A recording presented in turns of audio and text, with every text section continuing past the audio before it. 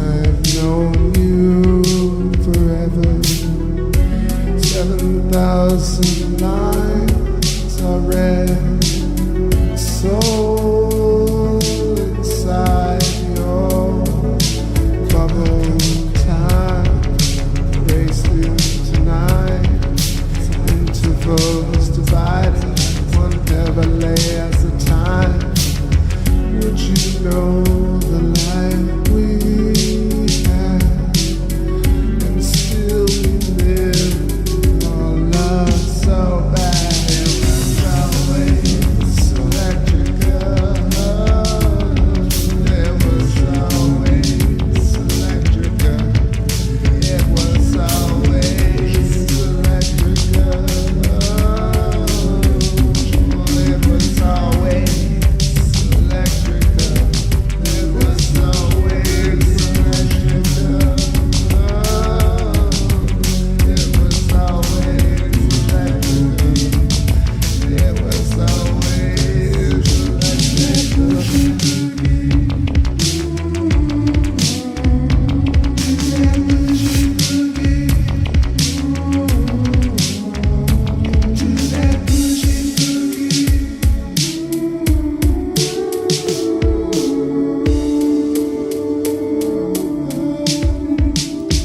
it's like the perception's guarding fractal harmonic diction, slowly giving rise to our carnival. We got so far, a reservation guest stars. Never mind this old honeymoon, we can make some more. You're so beautiful, subtle energies. I told you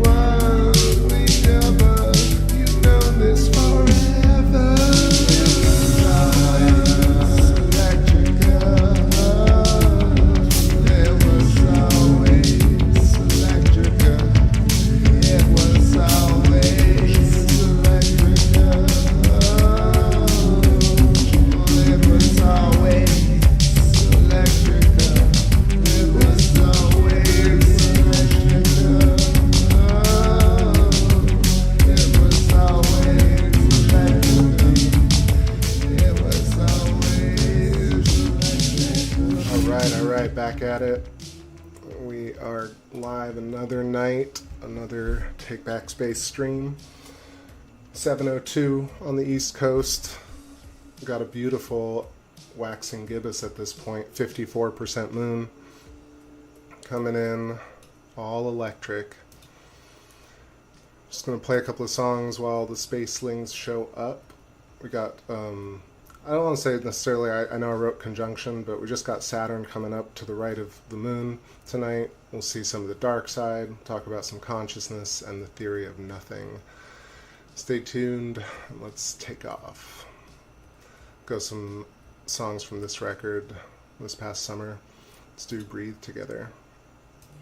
Let me know if everything sounds good and hit that 4K.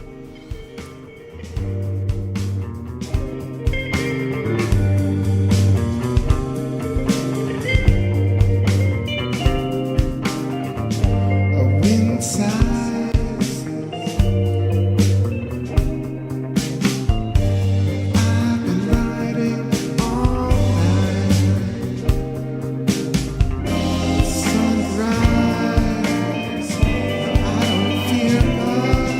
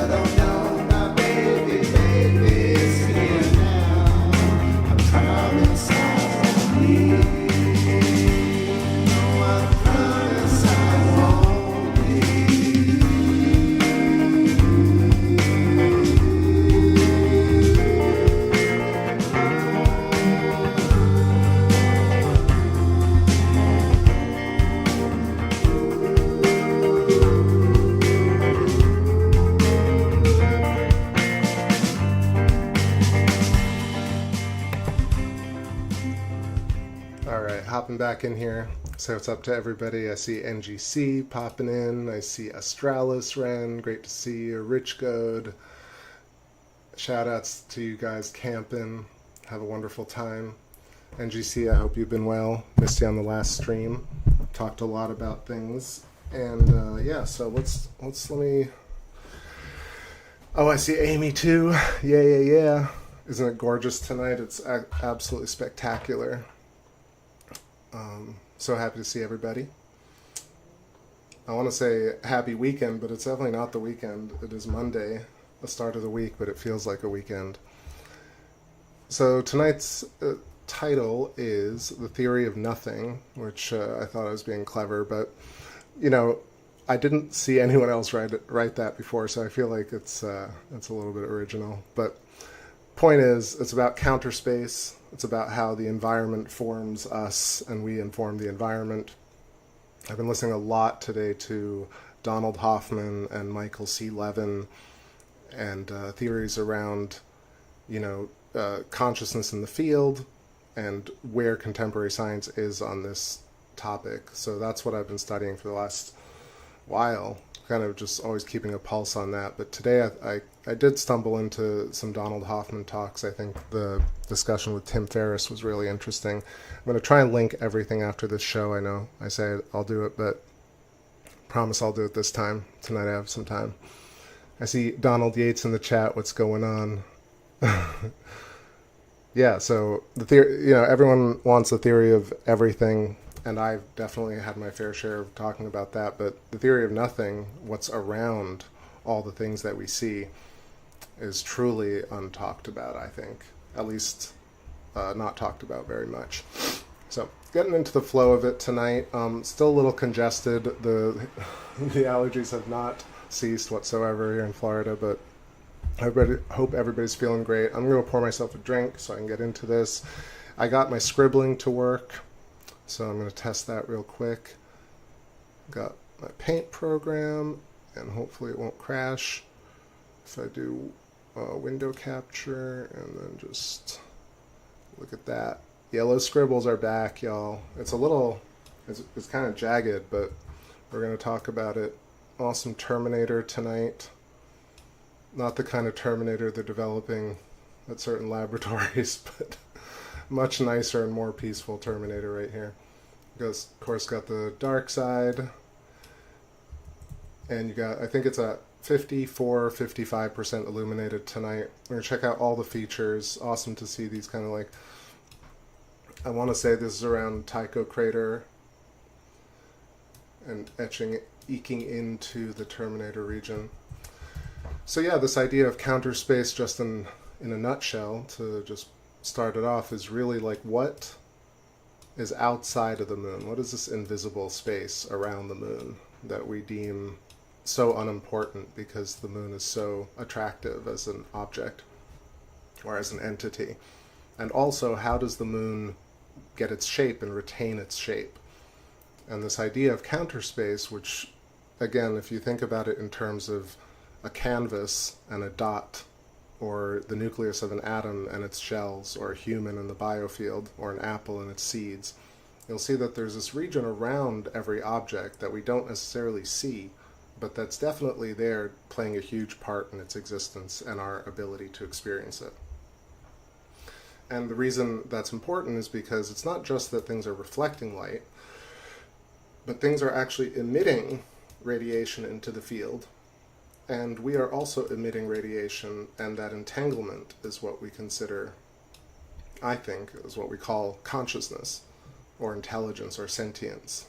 And I think it's a fundamental principle, and I'll talk a little bit more about it, but listening to Donald Hoffman today, basically math and science really are just getting here to this point where they can unify all things, but since things move very slowly and academic dogma takes forever to change, you know, someone like me can just put together all these ideas and say them out loud. But scientists are going to take a long time to get here. And of course, I don't have the math behind this. I mean, I could point somewhere, but like Dan Winter's example of cascading fractals, imploding antimatter into matter, I'm sure there are ways of quantifying this through mathematics. But here the principle is just a very simple idea that nothing in space, empty space, is not empty.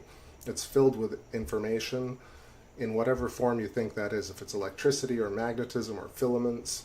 But that's the idea of the show tonight. So we got some, let me hide this for a second. Nope, I hid the moon. Say what's up to everybody. Can I scribble in pink? Yeah, I think I can. Let's see. Yes, but nothing is something, so I really don't get this topic, says NGC. Well, something, I think, is the matter. Well, something's not the matter, but something is matter, and nothingness is counterspace. So nothing is the canvas, and something is what the canvas allows you to radiate with or resonate with. So the point on the canvas is the something, and the space around it is the nothing. In the most simplistic terms, of course. Ellie Wynn, I see you in the chat. Welcome. Let's see. Let me play a song. I'll change the cursor to pink. And we'll get back to the moon. So this is the widest shot tonight. I'm zoomed out pretty much with the 8-inch. And I want to go over to Saturn as well. It's going to be beautiful. So I also got to go make my drink. I'll be right back in a couple of minutes and picking the right song to do this. So this is Electric Blood. I haven't played this one in a while. Back in a couple. I've been waiting on the street for days. Don't treat me like a fool. I've been sleeping on the street for days. Don't treat me so cruel. I've been waiting on the porch for days. Don't treat me like you're cool. I've been waiting on the sea for years. I've been waiting for the secret all now. And you know what I'm saying? Don't you know what song can sing? Singing about this dream so long for you. I've been dreaming about the song. So long for you. I've been singing about the song. So long for you. I've been dreaming about the one with you. I've been singing about this dream.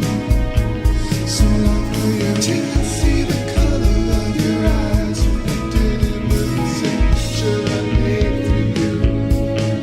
Oh no. Then you know what brings it. And you know what soul can sing to. But you know what brings it. And you know what soul can. We gotta go. But you know what brings it. And you know what soul can sing to. But you know what brings it. And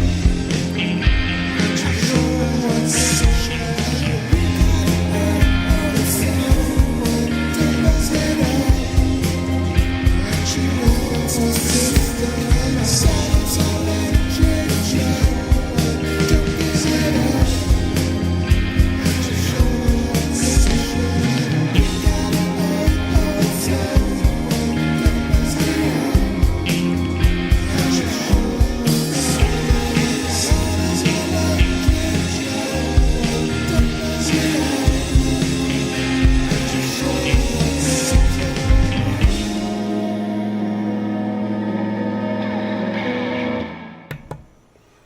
All right. So let's see what's going on here. I want to say hi to Rune Thorson, what's going on, and Gnostic Chef, Evening Chef. Great to see you both. Rune Thorson has a good comment.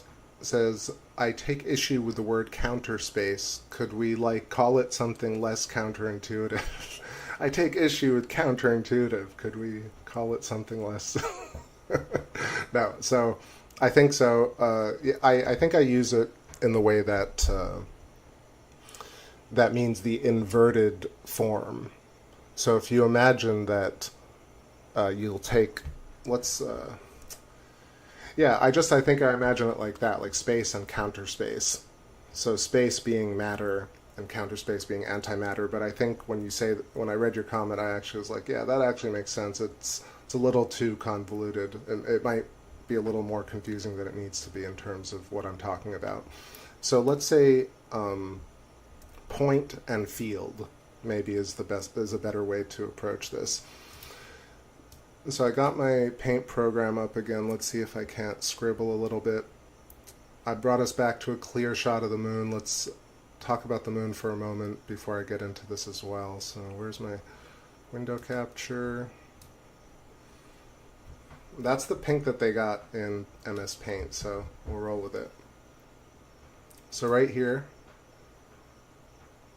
we've got the Apennine mountain range curling around Mare Imbrium, right up here, Wimbrium, and then Serenitatis, Tranquilitatis, Mare Crisium. It is a little bit hard to see, but maybe I should make it larger. Hold on. Nope. Size 8 pixels. Huh. Yeah, I think that's why I might have not done pink, because it actually kind of clashes. So, yeah, let me pull this back a little bit.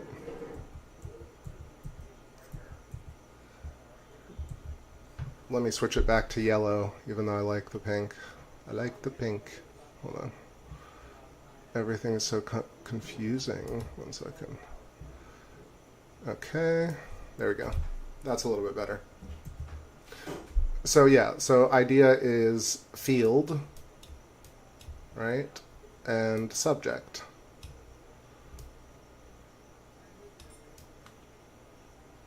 The subject is the moon, and its consciousness biofield is this area. And the same thing goes for a human being or an atom.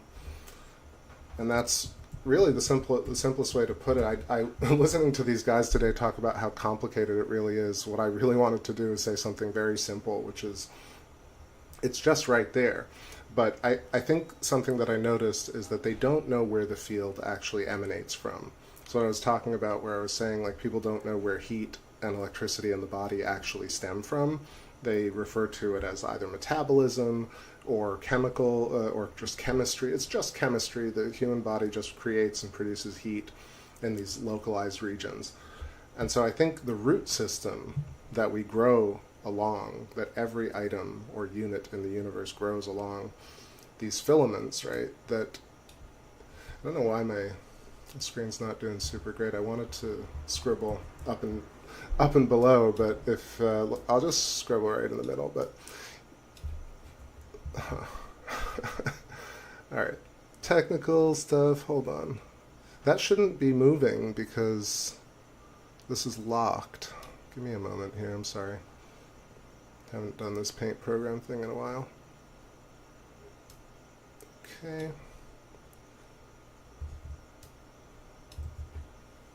Yeah. The idea is that objects don't grow in isolated stages, right? They grow along branches that are connected to the rest of the universe. And that's why objects are electrically charged, because they're connected to the rest of space. NASA now calls these things magnetic ropes. Electric Universe calls it Birkeland currents or Birkeland filaments. What's going on here is that not only is the moon and an atom and the Planck unit, a hydrogen atom, and a human body all connected to the field in the same way from head to toe, that's where the electricity and energy comes from in every organism. And the way we wiggle, or the way we resonate, is the form we take. And the wiggle is inherent in the universe. So I'm talking about a lot of different topics, but I think one of them is really that I think field understanding, the fact that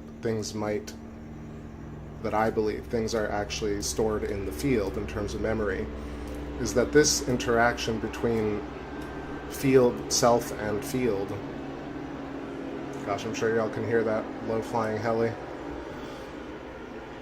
Let's just let it pass.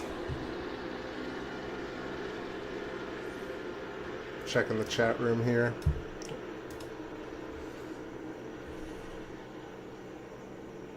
Auntie Queenie, great to see you. Hope you're having a lovely night.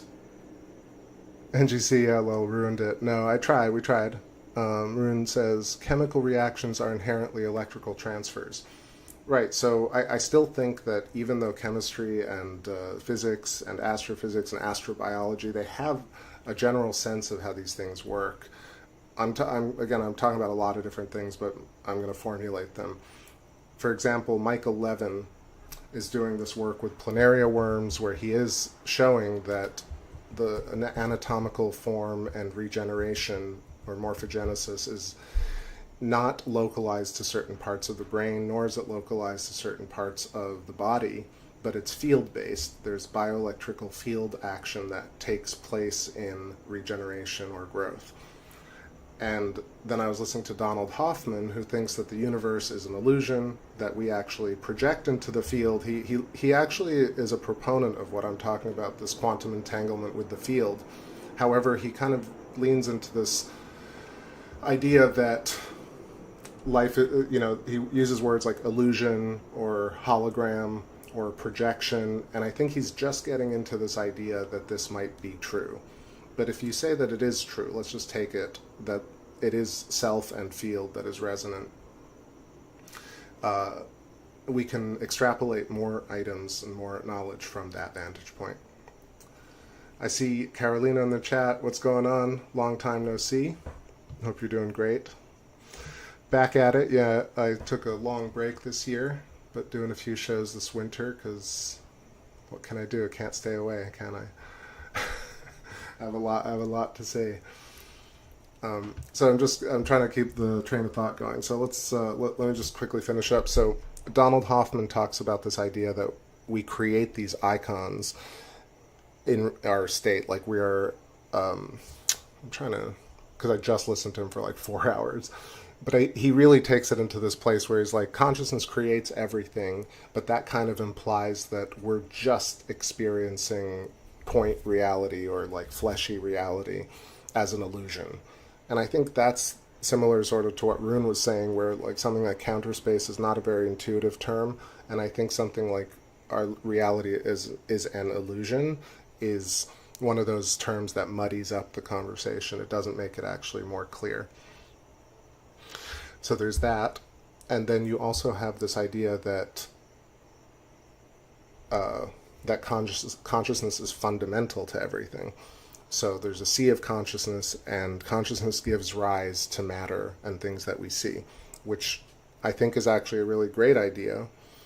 But I still think that Donald Hoffman didn't talk at all about filaments or dark matter or how we're connected to space.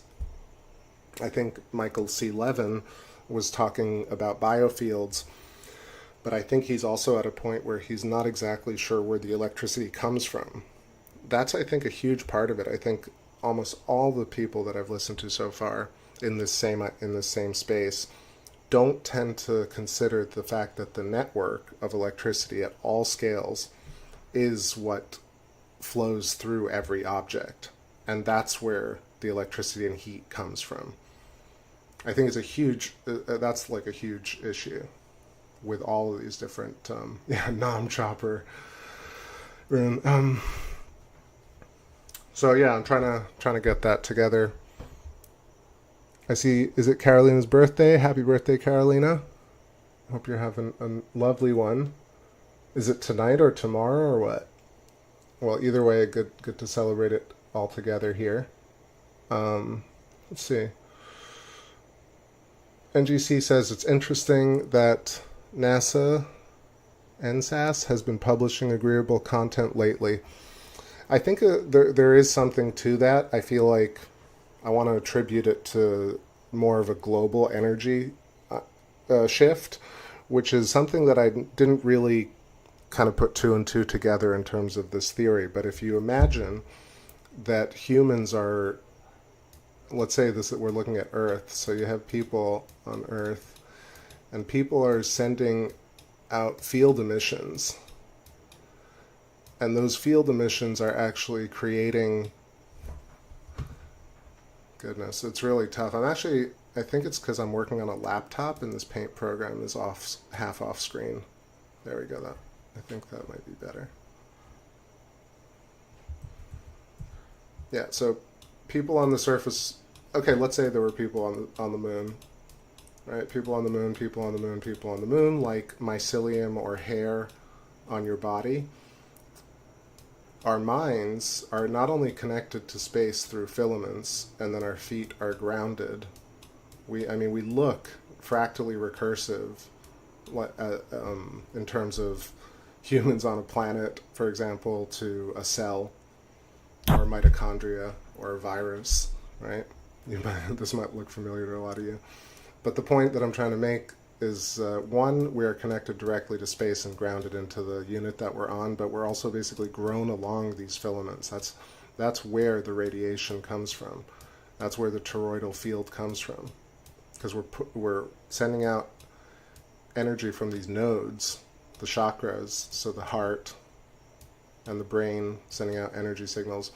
But you also have this collective memory being projected outwards as a thin layer of intelligent plasma or encoded plasma around the entire planet. I mean, I'm implying Earth here. I'm saying that it would happen if you had it on the moon too. The moon dust and the remnants on the moon are all radiating ever so slightly, because every single object, from human to Planck unit to planet, is the same identical shape, which is... I'll show you something really interesting. So look here at Mare Crisium, this hexagon, and then right next to it you'll see Sea of Tranquility. Right? You'll have this shape right here, this X shape, and you'll also have the cross section of a torus. But I want you to look at your hand, your right palm, and right where your wrist meets your palm, you'll see this exact X shape in the center of your palm, and it will outline the same geometry that I just drew between these two shapes, the hypotrochoid or hourglass.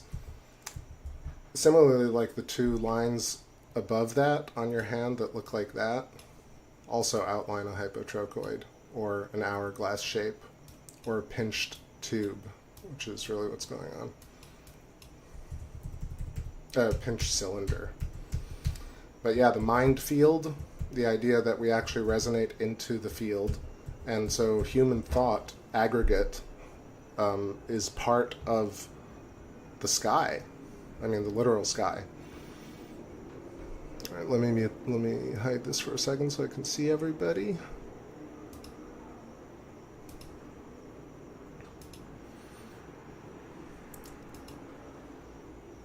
All right. I know it's super complicated. Let me know what you thought, what your thoughts are in the chat. Keep me on track. Play some tracks.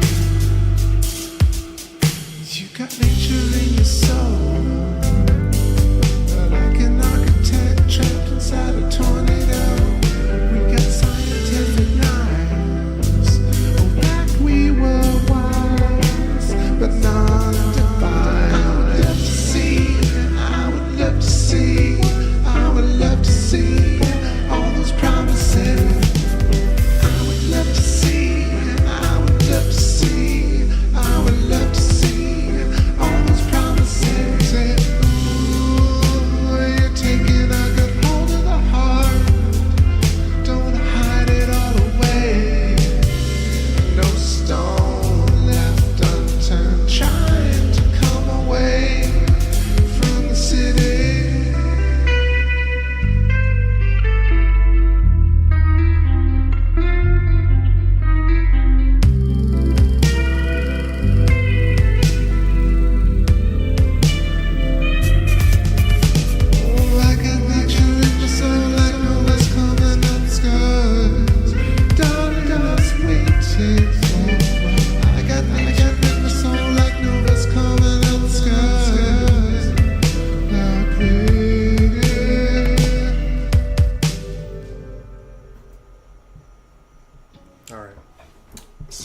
collected my thoughts here and zoomed in on Mare Crisium, but added a bit of contrast so we can see it.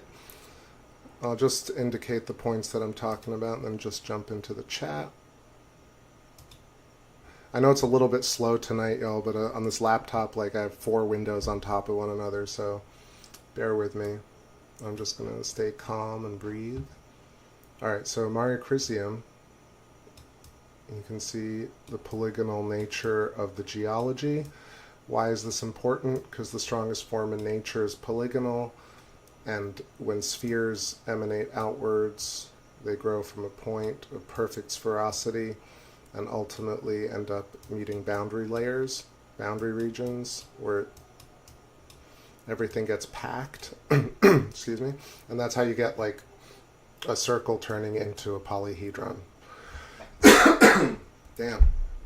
Okay, so Mare Crisium, and this not only is the reason that you have hexagonal, pentagonal, dodecahedral, nonagons in terms of craters in Mare, but this is why you have nested hexagons in all forms of life, from crystals to honeycomb patterns to basaltic flats.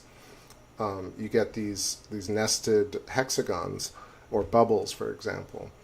The reason for that is that things emerge and they grow outwards. What do they emerge from, right? That's what I was trying to say earlier. The branching network of dark matter filaments, or Birkeland filaments, or etheric currents, right? These tubules, microtubules, wormholes. I'm going to talk about a lot of things, but I think I did want to mention this thing about black holes, which is also a complete misnomer for people. But since every object has the same sort of shape right here, every single object in the universe, absolutely everything, the tiniest unit to the largest organism, planet, has the same shape, and the same shape has all the sacred geometry in it. It has the donut, or the torus, and that's the field, right? It has the golden spiral, the emanation of radiation along a golden spiral from these points, the caduceus. But and this center point is where matter or light is most dense. That's why we can see stars. Everything around the stars, this is the matrix geometry behind it. So if you look at any single star, or the moon, or the human, or the Planck unit, on and on and on, there's a field that is outlined, either that outlines this geometry or is this geometry. And we are this geometry, and I can prove it to you because, again, nobody really talks about how the human body is formed, why it's a certain shape, and this is why it's a certain shape, because from the eyeball to the head, this shape is fractally recurring and creating reality at nodal junctures because it is connected directly to a filamentary network. So when 2 filaments cross, they create a point. This point is a star, or it's an idea, or it's a person. And Donald Hoffman was talking about portals. So this is a portal. This is your portal. This is your wormhole. This is your hypotrochoid. This is your apple core. This is the gravity well. This is your black hole. This is a white hole.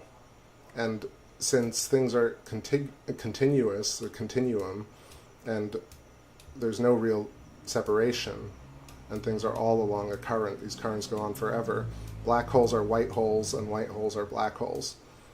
But if you imagine that we as humans have a mouth that's a black hole and a butt that's a white hole, you'll see that we are continuums. We are the active living embodiment of a wormhole.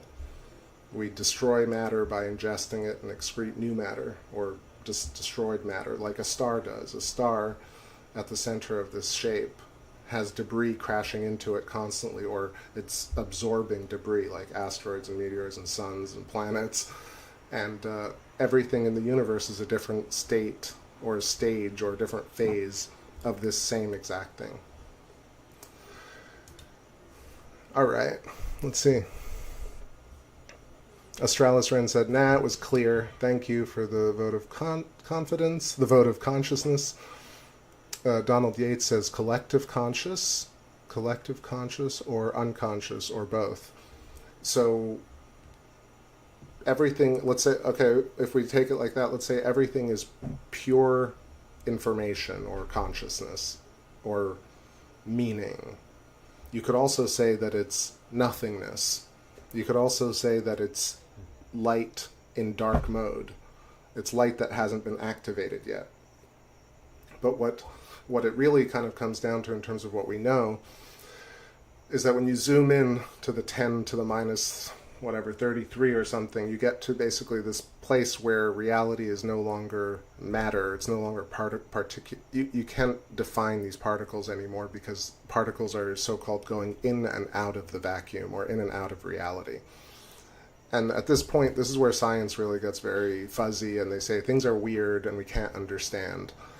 But I think you have to get to somewhere in order to start understanding. So this happened with all the talks I listened to today, Tim Ferriss and Donald Hoffman and Michael Levin, all of these guys. Nobody wants to come down on an idea and say this is it, because of course they want to keep getting paid and they want to keep writing. And decisiveness is not part of this. So I think this discussion that we get to have outside of science can actually lead us to much deeper self-discovery and universal understanding that might not necessarily jive with what all the public pop science people want to talk about. But I guess the point that I was trying to make is that matter as we see it, a table, a person, a computer, is an assembly or an assemblage of intelligence at every scale, from the quantum level to the actual operable level. And we at our size, at our scale, are a quantum fractal of the entire universe interacting with these objects that we ourselves are creating.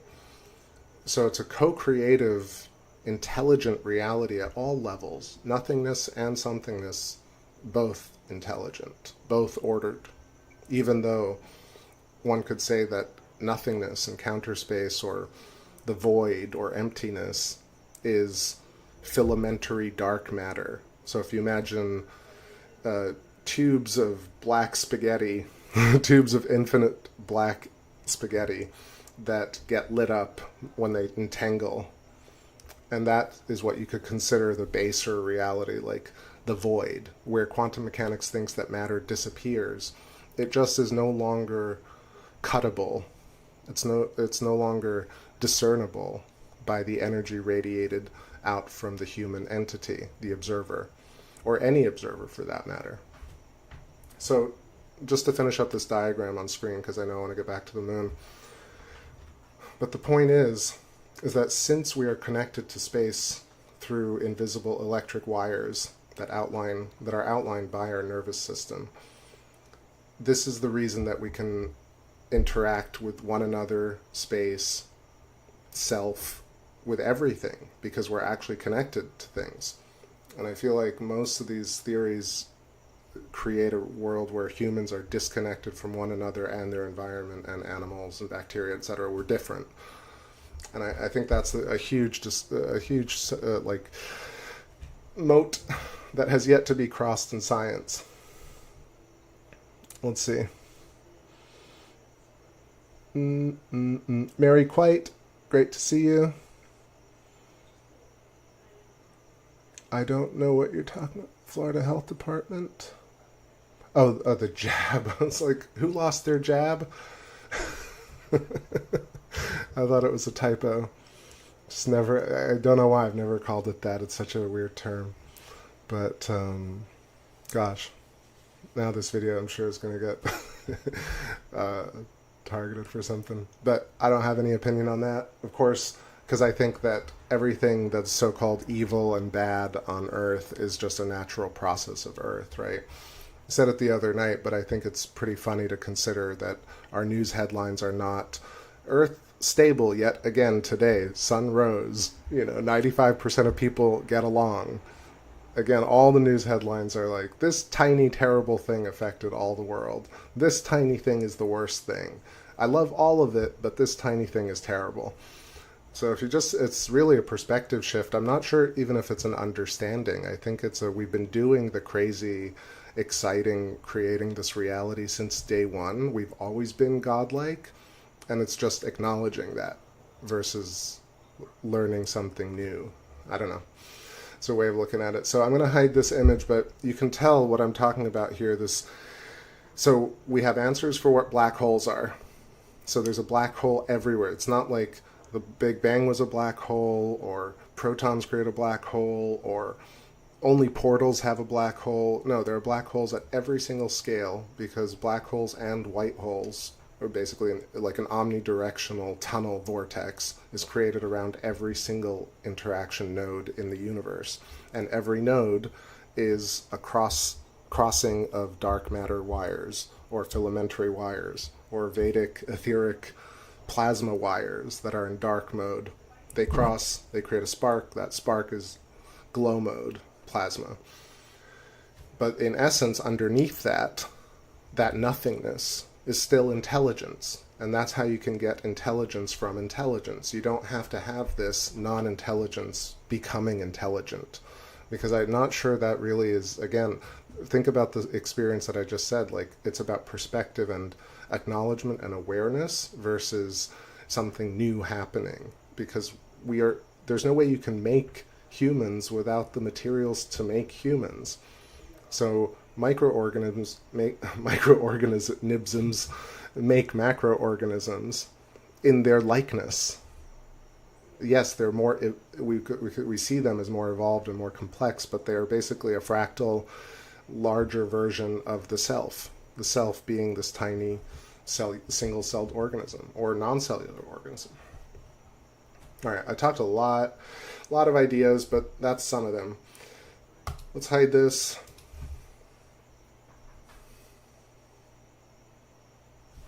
So you see, did everybody look at their palm, their right hand? Do you see that crossing of the filaments?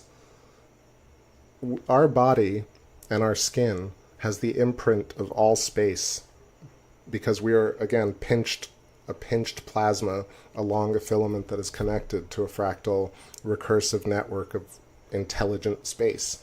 Intelligent nothingness manifest as neg entropy, according to Dan Winter. So antimatter forming matter, or entropy forming negative entropy, by imploding reality. We implode the probability field into photonic information. And in this sense, I think you could say the world is an illusion, because these photons are nothing but brain projections. But I don't know if I agree with that exactly, because I feel like, again, these people who predict this don't think we're connected to space through wires. Where does the heat and the wiring come from? That's a big part of it. All right, yeah. So look at your hand, and you'll see this crossing of wires embedded into our palm. And you'll also see the hypotrochoid, the pinched plasma tube embedded into our hand in they're called creases. But if you really look at it, they're dendritic filaments that outline space. And the same thing happens on the surface of the moon. So even randomness that we consider like pure randomness has total order to it when you can see it. So I'm moving around here. So now I have Sea of Serenity up top, Sea of Tranquility below. And you'll see this. Now this is a top-down view, but if you know what the Cat's Eye Nebula looks like, you'll see that this shape fits once again. Let me get to here, erase all this, and let's draw it again. So Sea of Serenity, Sea of Tranquility, that's Proclus right here, perfect angles, hexagon. Yeah, this shape right here, there's your hypotrochoid, or your hourglass shape. Black hole, white hole, Taurus, spirals. And why am I drawing that? Is because you can actually see the geology form, even if it was, let's say you have an impact or you have electrical scarring on the moon, you still have the geometry and mimicking the geology mimicking the geometry everywhere, from giant Mare Crisium, and also smaller craters. If you see craters within craters, they have similar types of geometry. So if you look in your sink at bubbles, you'll see big bubbles next to each other. You'll see all the way down to tiny, tiny little bubbles, all acting the same. And that's really, I think, a clue into the reality that microorganisms have a fractal awareness. That means they have all the parameters of human awareness at that rate, at that resonance. And I think that's critical to a lot of these theories, is understanding that there is no difference in the information, because they are within the they are the actual information themselves. So these tiny proteins that fold, or peptides, or DNA, we as humans are indeed fractal recursions of this. Gosh, it is a noisy night. See all the hear all the sirens. All right, I'm gonna take a little break here, put some tunes. Jeez. All right, I'm gonna read some comments as well. Back in a couple.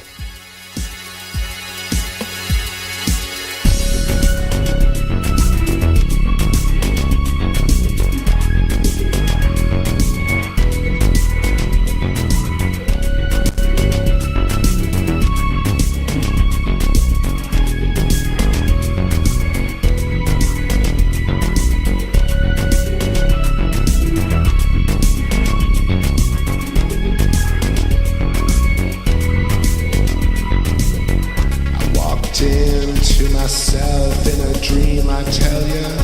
Locked doors, no flaws in this fantasy. Take the night, cause everything's meant for your pleasure. You found the tome, you found your map, you found your treasure.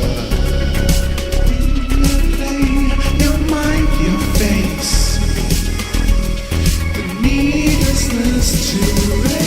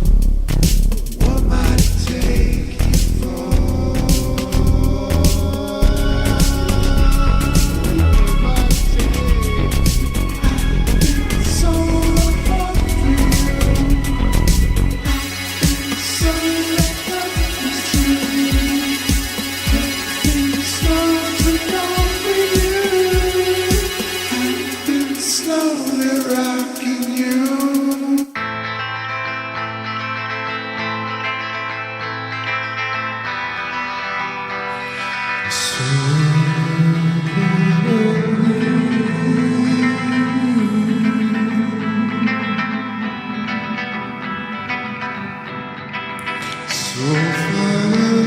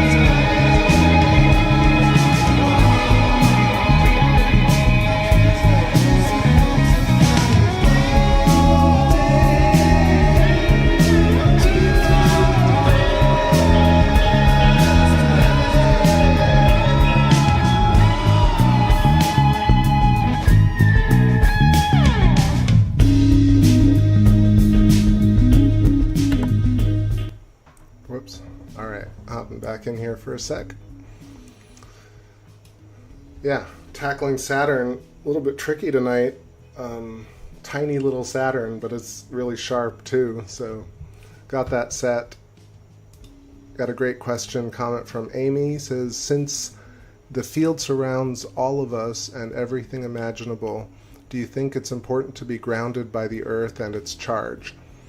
And so I responded in the chat, but it's a great comment because we do, in essence, we are always grounded, right? Because we're plugged into the earth, simply because if you imagine that filaments go through the leg, the nervous system goes through all down through the leg and out through the toes, and we plug into the ground, whether or not we're wearing shoes or are standing in buildings, simply because everything, including the house and the shoes and Wi-Fi, is also the same field. So we're always transmitting and connected to the earth and groundedness. However, it also is there's interference with all the other things, right? The house, the feet, the shoes, Wi-Fi signals, and on. Take your pick. So we don't have a pure groundedness, not like you do probably right now where you're camping, or if you're in Hawaii at a volcano. I'm sure there's a clearer resonance and groundedness that one can experience. But at the same time, I think we're always grounded, right? Simply because of the geometry. Not simply, but just in essence because of the geometry. I see Copper Tropicals in the chat. What's going on? Nice to see you. And Dagger Spells, evening to you. Making hearts. Yeah, Rich says more like shoes, exactly. But all signals, basically, because everything is radiating its own type of signal, small and large, and cascading through each other, creating like ripples in a pond. And these interference patterns is what we see and we don't see. I think a point that just came to mind when it comes to when Donald Hoffman was talking to Tim Ferriss, he was talking about what happens after we die, how the human form, our conscious experience of this particular lifetime, doesn't actually go with us back into the ether. But he does think that the unified consciousness or fundamental consciousness does leave this body and return to a unified consciousness state, which is really cool to see contemporary people talk about that. Hey, Zen Boy 2000. Good to see you. Actually, tell me again, do you change your username? But or maybe it's the first time you've commented, but glad to be back. Thank you. Welcome. What was I going to say? So, I lost my train of... Yeah, so Donald Hoffman was talking about like what happens when you die, return to unified consciousness, but I would add this idea that, let's say the self doesn't take the particular experience of the self with it, and we do return to a unified consciousness where we can experience all things. I would say that the idea, the remembrance, is itself a thing with gravity and resonance. So the idea of a person, the music of a person, the resonance that person or that persona left in this reality, imprinted into the field, even if it's an illusion or a hologram or not real or whatever you want to think, I think that imprint or that idea is just as real, can be just as real as that person existing. Case in point, take any one of the famous artists like Prince or Bowie, and you can listen to that record and completely recreate them. Now, of course, they're not here. You can't go and meet them in person, and they were not going to maybe make new music, but that's not even true because AI will do that. But the fact of the matter is the idea of these characters is just as strong as the actual characters themselves. So I think like that's a really direct way of correlating resonance, like conceptual resonance with physical resonance. So humans are physical resonance, but at the same time, ideas are conceptual resonance from the same material. So an idea can have gravity, can have its own solar system, And the more people think about this idea, the more we imbue these ideas with power and resonance. So that's an idea. It would be cool one day to kind of maybe react to some videos, but I'm not sure. It's just such a different thing for this channel. But I do talk about it a lot. Awesome to see everybody in the chat. I'm going to stick with Saturn just a little bit longer here. Let me do a quick scribble on top of Saturn so I can show the hypotrochoid and the magnetic ropes. Again, the biggest part of the reason people don't understand where the electricity in the body is from is because people can't imagine necessarily that we're directly connected to space through wires. It's a pretty big idea for many. But I think once you think about that once, you start to realize you're like, oh, I guess that might make sense. Let's draw those wires. So this is really probably, I think, what's going on in this empty space, this nothingness around Saturn. You have these twisting filaments.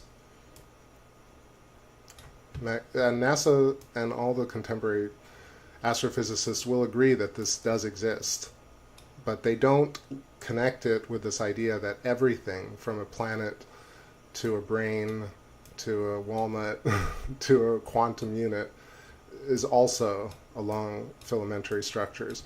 And the reason it's along filamentary structures is because that's how things are born. They're born when these filamentary structures intertwine and turn into a Z-pinch. And once things turn into a Z-pinch, they become quantum vacuums. They're recycling matter. This is the idea. As soon as something instantiates in resonance, it creates a black hole, white hole, torus, hypotrochoid, pinched plasma tube. From the side, it's basically this tube, or cylinder, and the the high intensity radiation is at the center of this.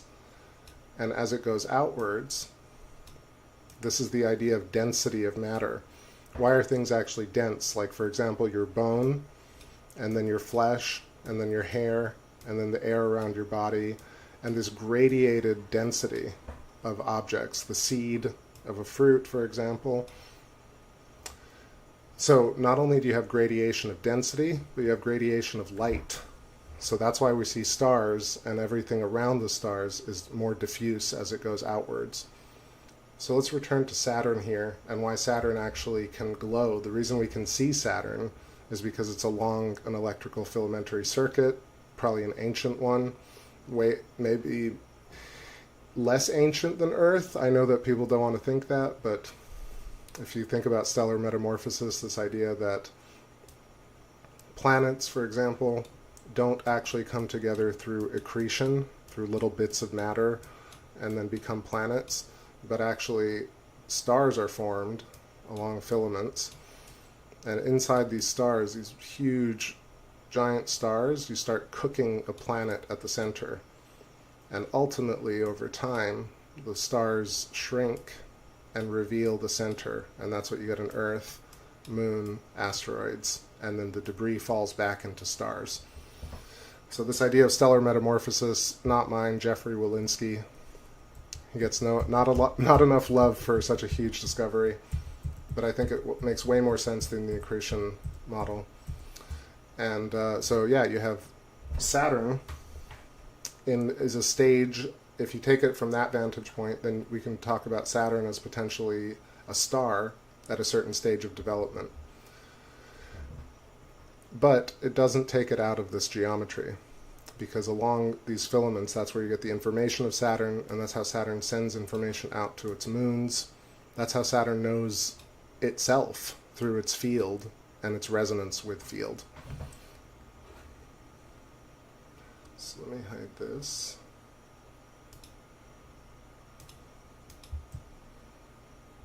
Let me know what you think in the chatto. Saturn is really looking gorgeous, right? I kind of want to get a more zoomed in shot, but we still have some more time here. Are those filaments electric? So in a sense, imagine the current going from your light switch to the light, but the light is not on. So, but that current flow, that tube of where that electricity would flow through, or flow around rather, is actually still there. So electricity can be in dark mode, or plasma can be in dark mode or in glow mode, and the same way water can be ice and steam. I think the phases of matter is the same as the phases of consciousness, the same as the phases of density. It's this idea that things are gradiated from one end to another in a polarity or in two-sidedness, self and other, space and counterspace, matter and antimatter, dark matter, dark energy, and matter. I think all interchangeable. But yes, the filaments are electric because that's how, when you see the filaments, like the river tributaries, like the imprint on your palm, like root systems on a tree, our nervous system, that is matter coalescing along filamentary roots, or matter emerging or being formed along these roots. And that's how you can tell for sure, like, why is our nervous system shaped the way it is? Especially if you watch the Michael Levin stuff where he talks about regrowing limbs. He's using sonics and high-intensity radiation to change modalities of the state of reality. So growing limbs by stimulating a frog with high-intensity radiation, light therapy, or with electricity.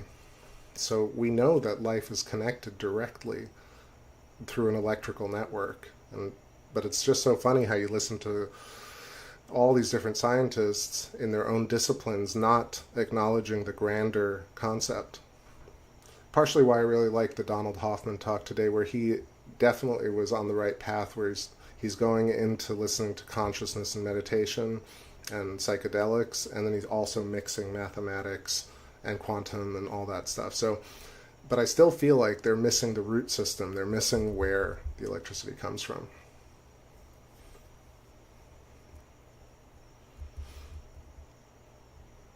Okie dokie. Let's see. I'm looking at some comments here. Let me know what your thoughts are. Should we go back to the moon for a little bit and do some zoomed in shots, or should we stay here with Saturn? Let me know. I'm going to pick out a song. Should I play some songs? Maybe I'll play some songs.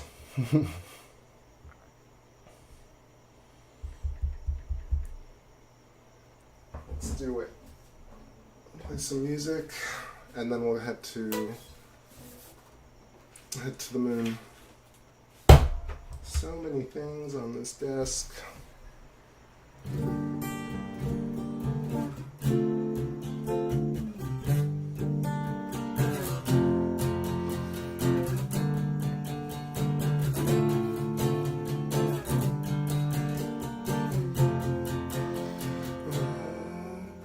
Deep inside my soul, you keep me waiting.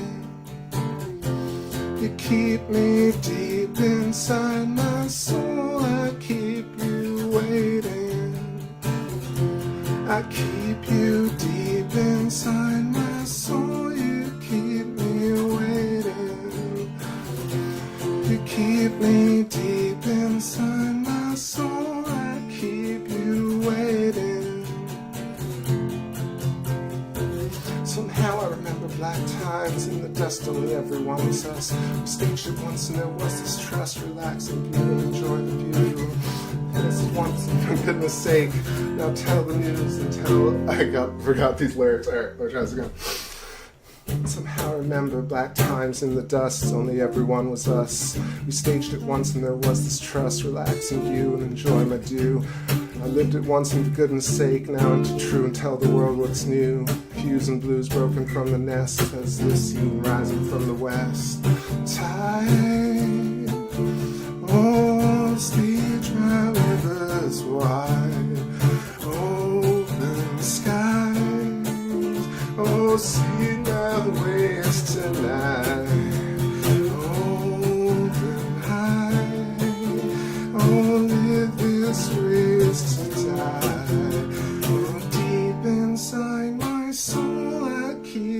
you waiting. I keep you deep inside my soul. I keep you waiting. Yeah, I keep you deep. I keep you deep inside my soul. I keep you deep. I keep you deep inside my soul.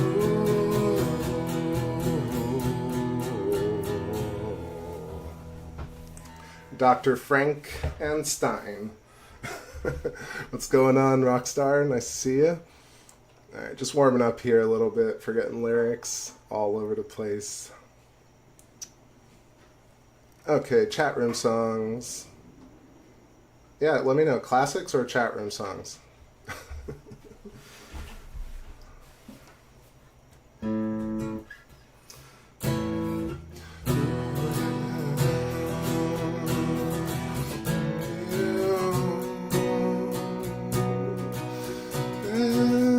Scorpions and centipedes and spiders, you name it. I live behind the wild field, it's so beautiful. But actually, I can't even walk without my shoes getting messy. I can't even walk, I can't even walk without my life messy. Scorpions and centipedes, spiders, you name it. I live by the wild field, so beautiful.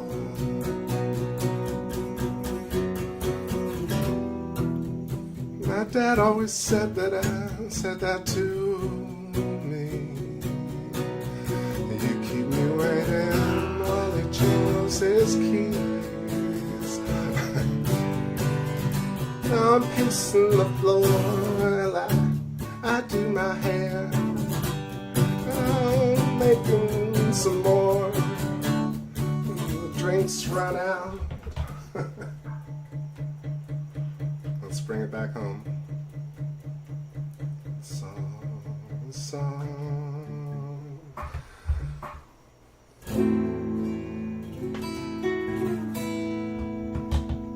Gosh, the tracking just went a little wonky. Oh, I guess I'm zoomed in here a little too much. Alright. One more. Give me some lyrics, everybody, if that's what you want. If you want some chat room songs. Otherwise, I'm going to play something from the olden times. Over 4 years ago.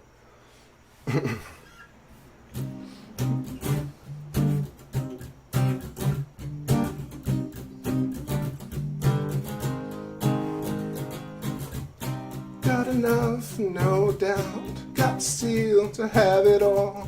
I create everything I want every day.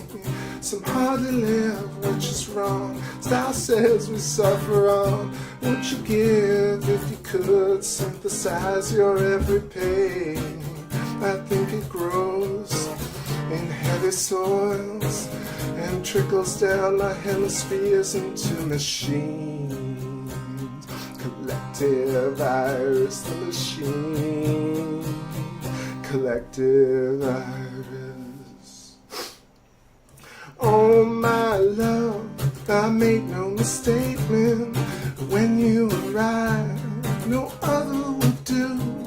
Oh, what seekers by this lover's misshapen. Oh, beg me for the crown. I know it's up to you. Pour me up in two. And if it was your physical action, I know you're distracting me from this truth we held in force last night. This love geometry will lead. Yeah, the music blazing. Get high up in space, man. Receiving your love, believing in something. The music blazing. The music blazing. High up in space, man. Receiving your love, deceiver of love.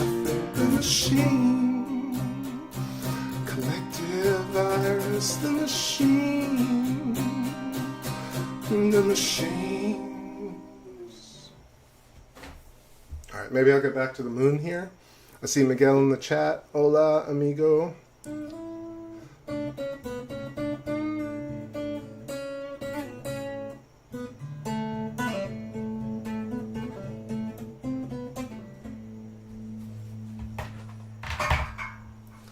a little break here.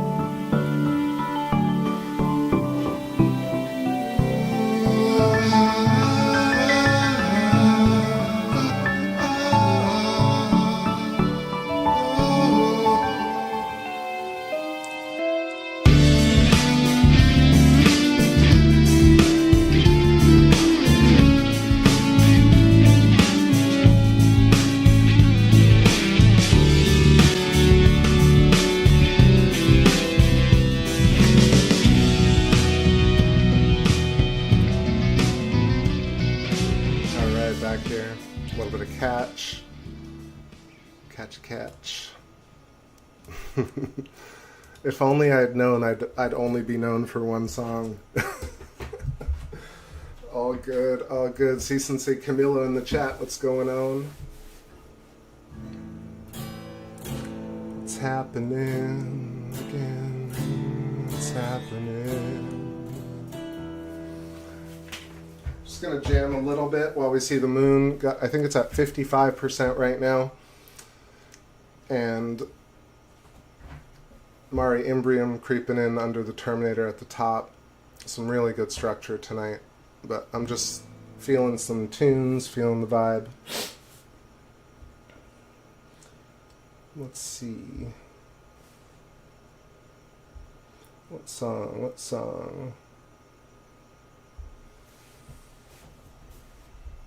play a little bit of Stretch Ghosts.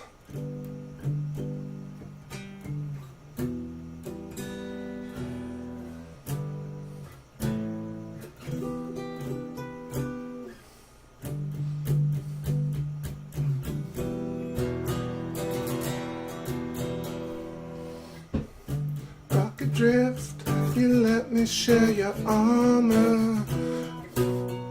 Oh, don't even know how to play my own song, right?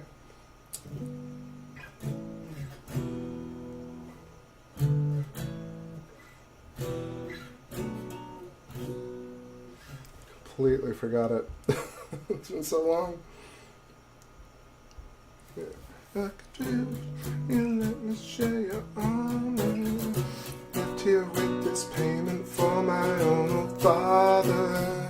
Just inseparable like motion and desire.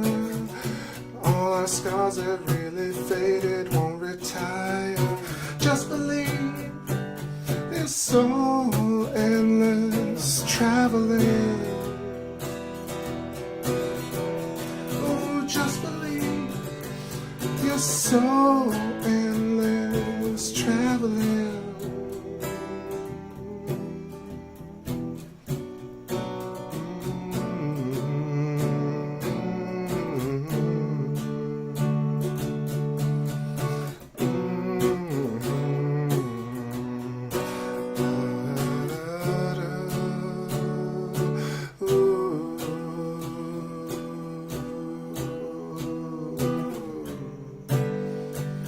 Sensei, sorry you're sick.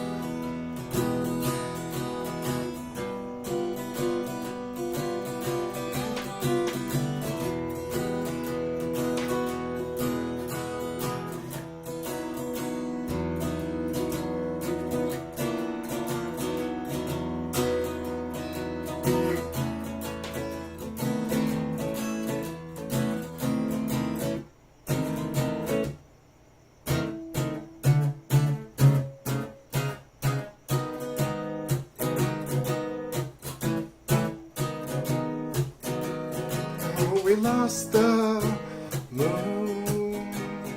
She's coming back. Yeah, we lost the moon. Oh, hope she comes back. Whatever works, I know, I hope it's not done between us. I really hope she come home. I really want her to know I feel so blue without you. Ooh, without you, I feel the hues of blue, orange and gold, and all those tones. I left you on the phone when you didn't answer. I know we got no time for that. No time, no time, no time. No time, no time, no time.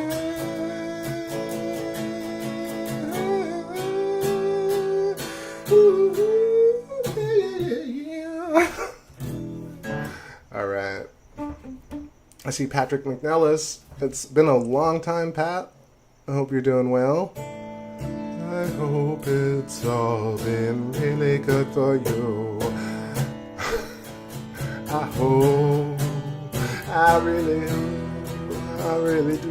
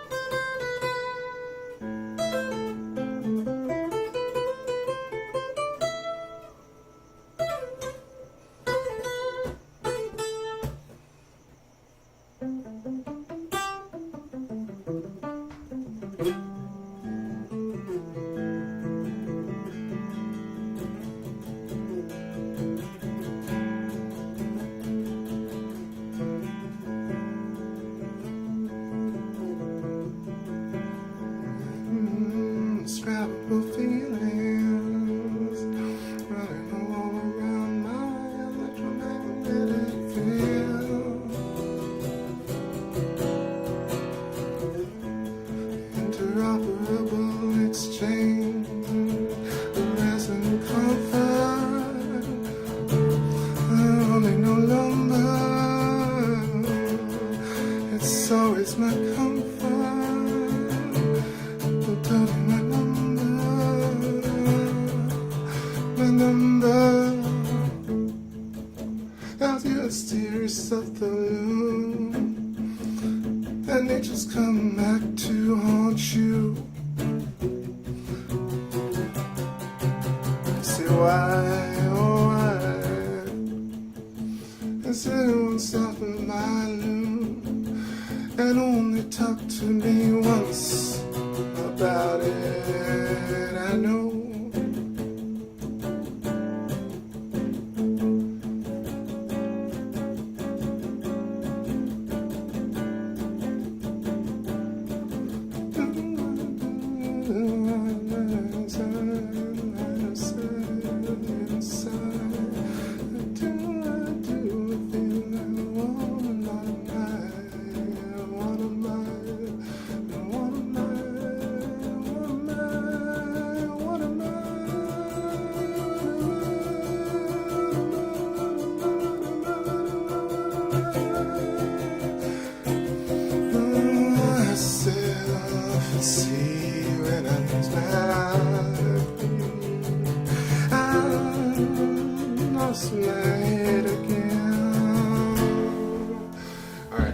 I need to adjust the shot. I feel like we've lost entirely the plot. There we go. just right in front of us. The synapse is on all accounts going crazy right now.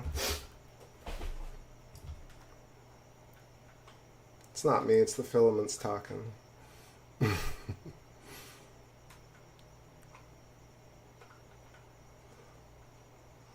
see, if you start talking about food, I'm going to get really distracted here. Let's play a little bit more. Jam out. Let me know in the chat if it sounds balanced between voice and guitar, just so I'm not blowing out anybody's speakers. What song next?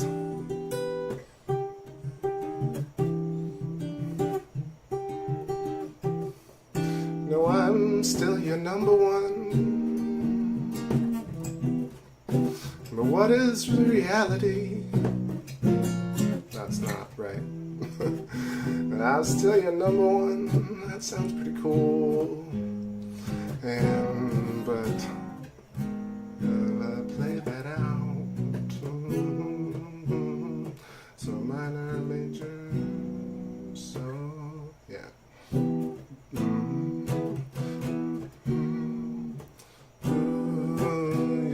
You're still my number one. As I used to say, what makes me and having all alone. That's a tricky one. Patrick says, I thought I was demoted due to my lack of support. Are we all? I don't even know what y'all are talking anymore. Is this the food or the stream or the filaments? It doesn't really matter.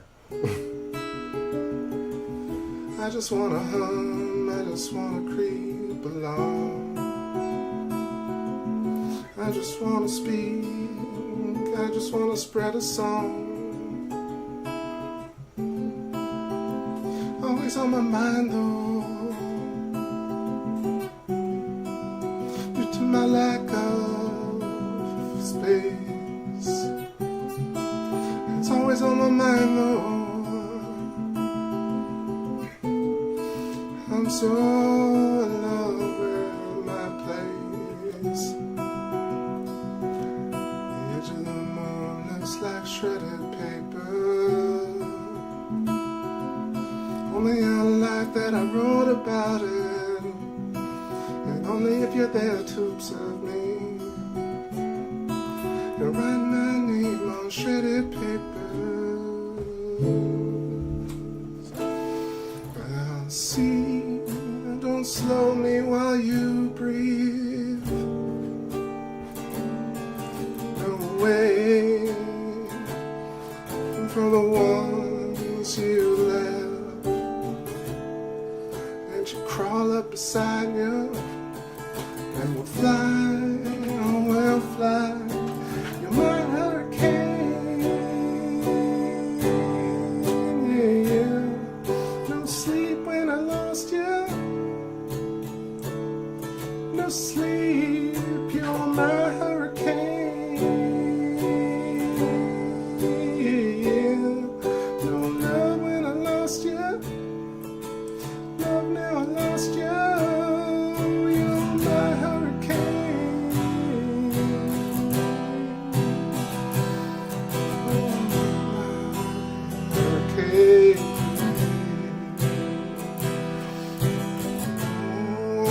Love now lost you.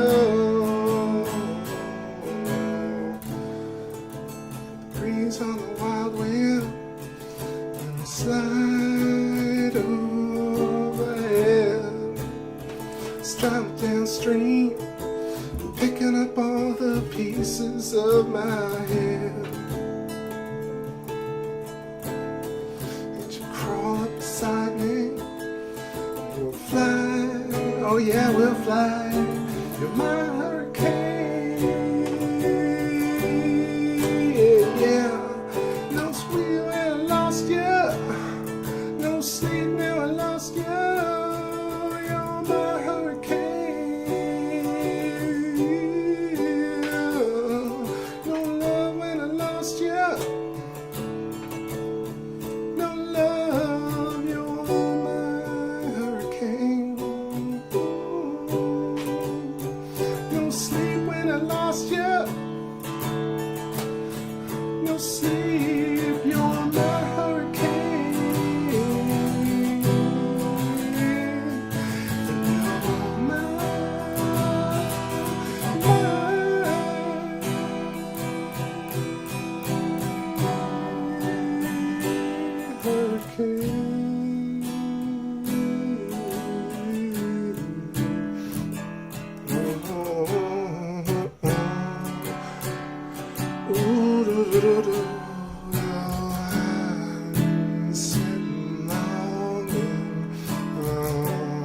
the truth. I hungered more than I've ever hungered in the past, all because of you. Be right back, it's a smoke break. It's a smoke break. Be right back. It's a smoke break. It's a mind break. It's a soul break. I thought it was a satellite. I thought it was an angel. Yeah, I thought it was a satellite. But it was only you. Ooh. Yeah, sometime when you thought that Moon and Jupiter could be a magnetopause. Magnetopause, pause. Zenboy says, some time ago you thought the lunar and Jupiter waves could be magnetopause. I mean, I think I've adapted or updated the view being that everything has a gradiated magnetopause. So the sun, the earth, each of us, and Jupiter radiating magnetic etheric bubbles, like wiggly bubbles. And each of those bubbles, I imagine, could be, well, the magnetopause implies the end of the influence of that magnetic, the end of the magnetic influence of the sphere around an object, is how I might interpret it now, is how I would interpret it now. Or are you talking about the Lunar Wave stuff? That stuff, I think, is where I explained that there I have a playlist where I have the 10 examples, and then there's an example where there's a slow motion bullet demonstration. What the F the word that I'm looking for? A bullet demonstration, or just like ballistics test. Sorry, that's what I was looking for. There's a video where slow motion ballistics tests show that there's this thing called a Schlieren or a Sclerin effect, where it's akin to the way a supersonic jet would break the so-called sound barrier, and essentially create an implosion effect that we hear, but is also a double layer plasma. And if you see this in the slow motion video, you'll see that when you're filming, this double layer of plasma from a supersonic jet or a micrometeorite or a ballistics test stretches across the atmosphere in like a double ring ping, and caught it on Jupiter, the moon. The infamous lunar wave seems to me something to that effect. Magnetopause. We need to pause on the magneto. Let's see, this moon, I think we're getting some serious clouds. Gosh. Oh, that's not too bad, actually. It's not too bad. Not too bad. More chat room songs here. Let's do the TM chat room song.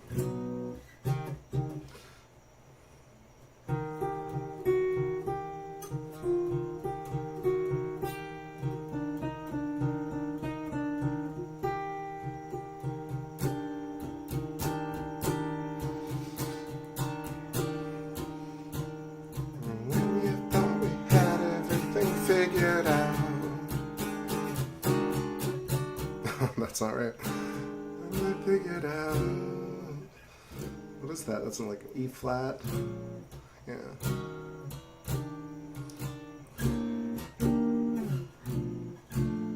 That could work. Just working it out. Let's say we had it figured out.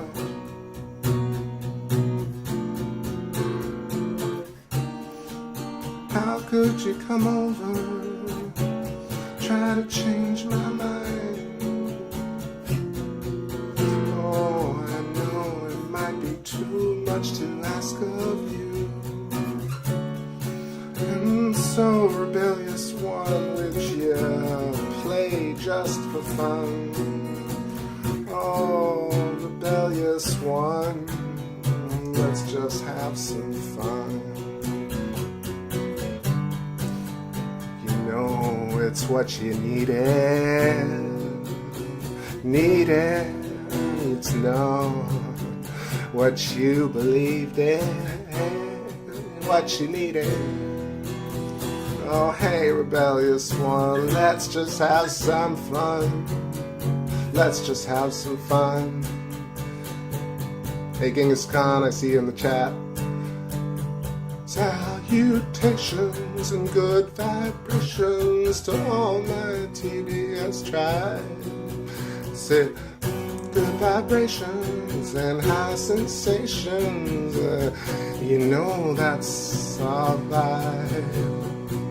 Oh, would somebody tell me what to say next and how we can get less perplexed about the world? Say something, feel something, know nothing. I know it's a tall order if you happen to trust your friend or such another close to you. But don't feel betrayed by your. It's always a stretch when you know somebody. It's always a stretch when you ping into your field. Let's get lost. Let's get lost.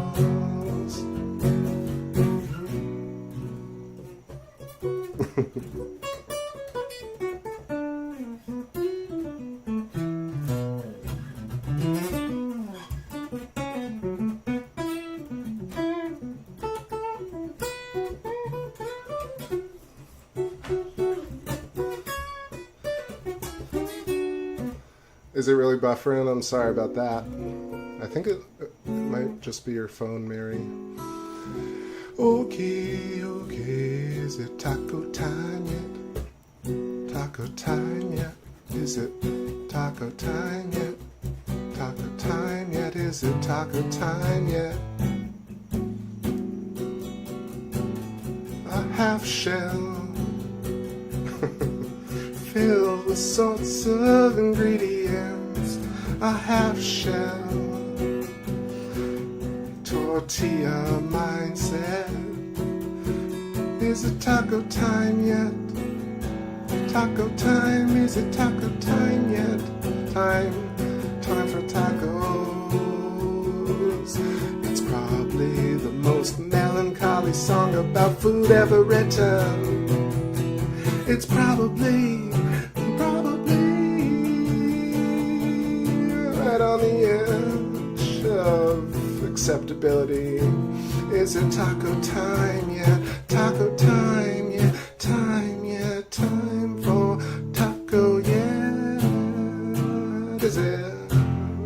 Or am I just imagining it? Taco time yet? Time yet? Am I just imagining it? Am I just imagining it?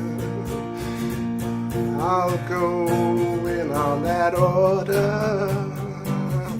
I'll get at least 3 or 4 orders. I can't believe I rhymed order with order.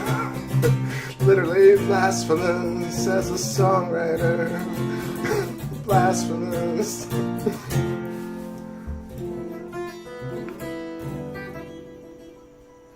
Taco time, yeah. Alright, TM Taco Time. Alright, this is my song. Not licensable to Taco Time, the chain that I have yet to create. Reality is certainly a folded taco. That's how you get from one universe to the next.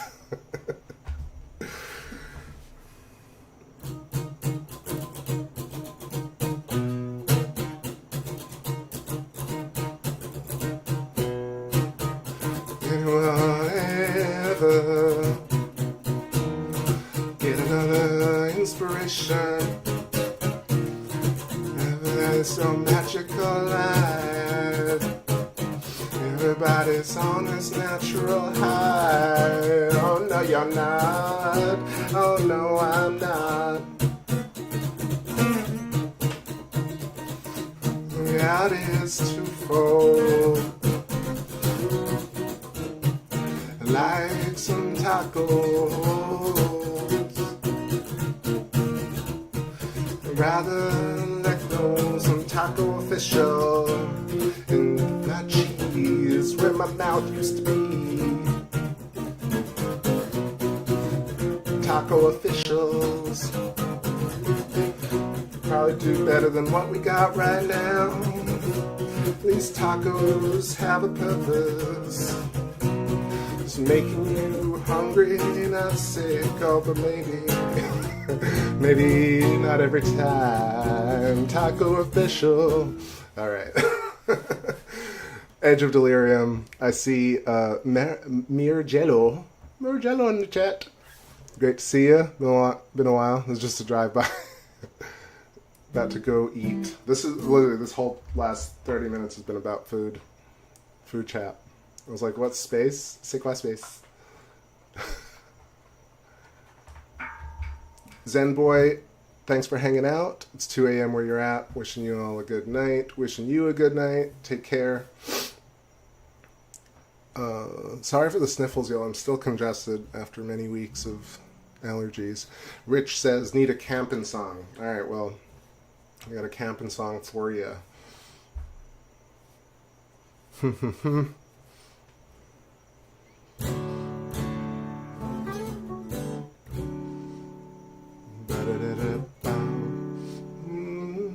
I wanna feel like sun and the earth. I wanna feel like my race ain't to blame. I need to feel high. Don't let this go by. Yeah, I wanna feel right. The skies and the rain. I need to be nice. Not lay me to shame. I need to feel high. Don't let this go by. Yeah. Like the salt of the earth we play. Someday we'll do better. Someday it seems better. Like the salt of the earth we play. Someday we'll do better. Someday we'll do better. Like the salt of the earth we say. Oh, one day we'll be better.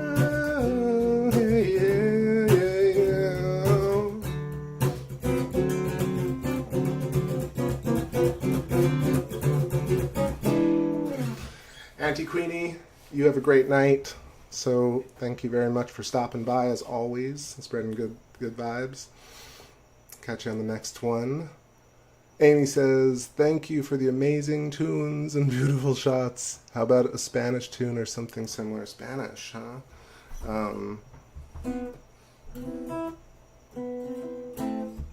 Yeah, I'm not, let's see, what can I...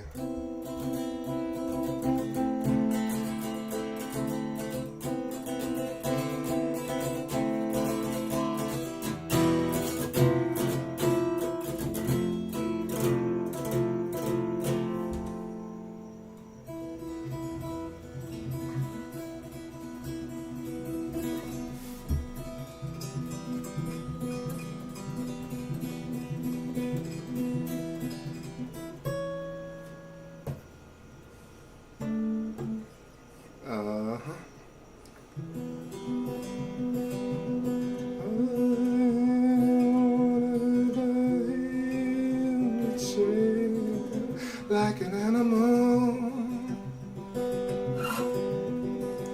oh, like the song once led us back to inevitable. Speak what you want from me. I know it's something different, and I breathe what you want from me. Oh, so different.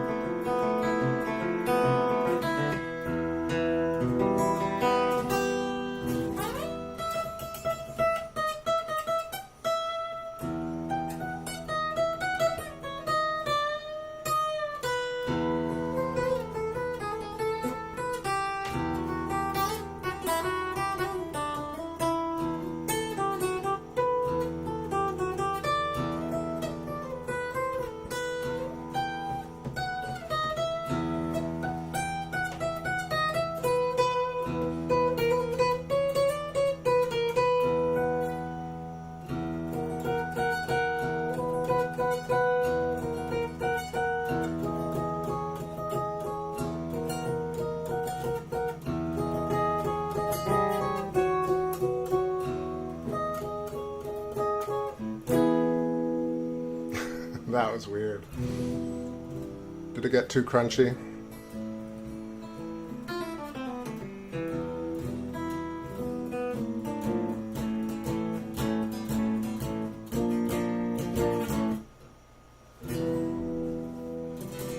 Alright, take a little break here. So yeah, second half of the show, lots of music. First half of this show, sort of about the theory of nothing, but actually mostly about listening to a lot of videos recently about the nature of consciousness and where it comes from and how there might be a reason or a way for us to explain why it is that humans change the results of experiments in terms of the observer effect, and why we are co-creators with the etheric plasma around us, the field of probability, and how we are co-creators with that and create our own reality at the moment of now by interacting with it. And the reason for that, we can fundamentally find root systems outlined by the nervous system that look like filamentary roots on a fractal scale all the way up and down. And these roots outline electrical filaments. I mean, this is a postulation, of course, but to me it makes a lot of sense. So these wires and these roots go all the way to space and are completely interconnected, from you and me to the computer, to the table, to the rat, to the macrocosm of all things, connected through these wires. Some visible, most not. The counterspace, or the antimatter to matter, is a proportion that we see all the time, where all the blackness, the darkness of space, and the tiny little spots of light that we deem stars or matter, what we can see, or the words on a page, where we don't recognize or take really much note of the page, we just look at all the words. But without the page, no words, no meaning. Same thing without the background of the figure. You couldn't really pull the figure or discern a figure without the contrast, the background, or the nothingness or emptiness. So emptiness is integral and implies somethingness, to sort of paraphrase Alan Watts. But I think that, I was listening to Donald Hoffman wishing that he would ultimately get to Rupert Sheldrake and Alan Watts and Eileen McCusick, but I've said that enough, and I know that ultimately it will happen, because that's how it goes. Things eventually cascade into the field. Alright, time to get a little drink here and a break. See, Cactus Dance requested. I could definitely do that. It's one of those classic tracks.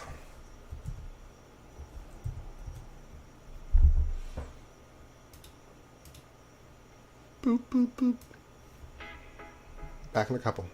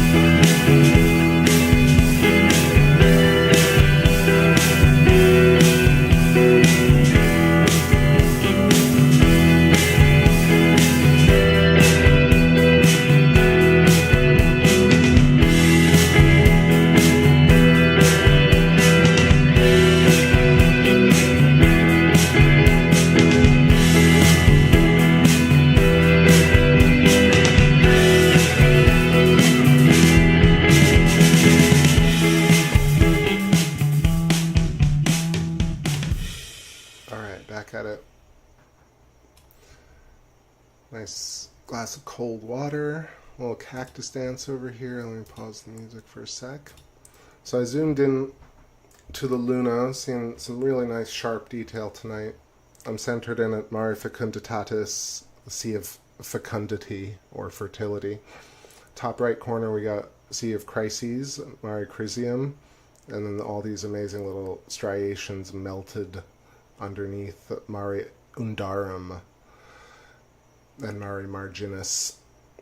Definitely got a few clouds coming, but you can see a lot of the geometry on these mare, especially the Sea of Tranquility as we go upwards. Mary Quite says upper right hand corner where it's broken. Are you talking about this hexagon of Mare Crisium? You can kind of see where the edges are kind of broken. Is that what you're talking about? Pushing through Luna's skin? Or this part of Proclus right here? I think you're thinking of Proclus, which is the bright white crater with the 3 radiations. Let's see, just checking out this chat over here, talking about tahini. And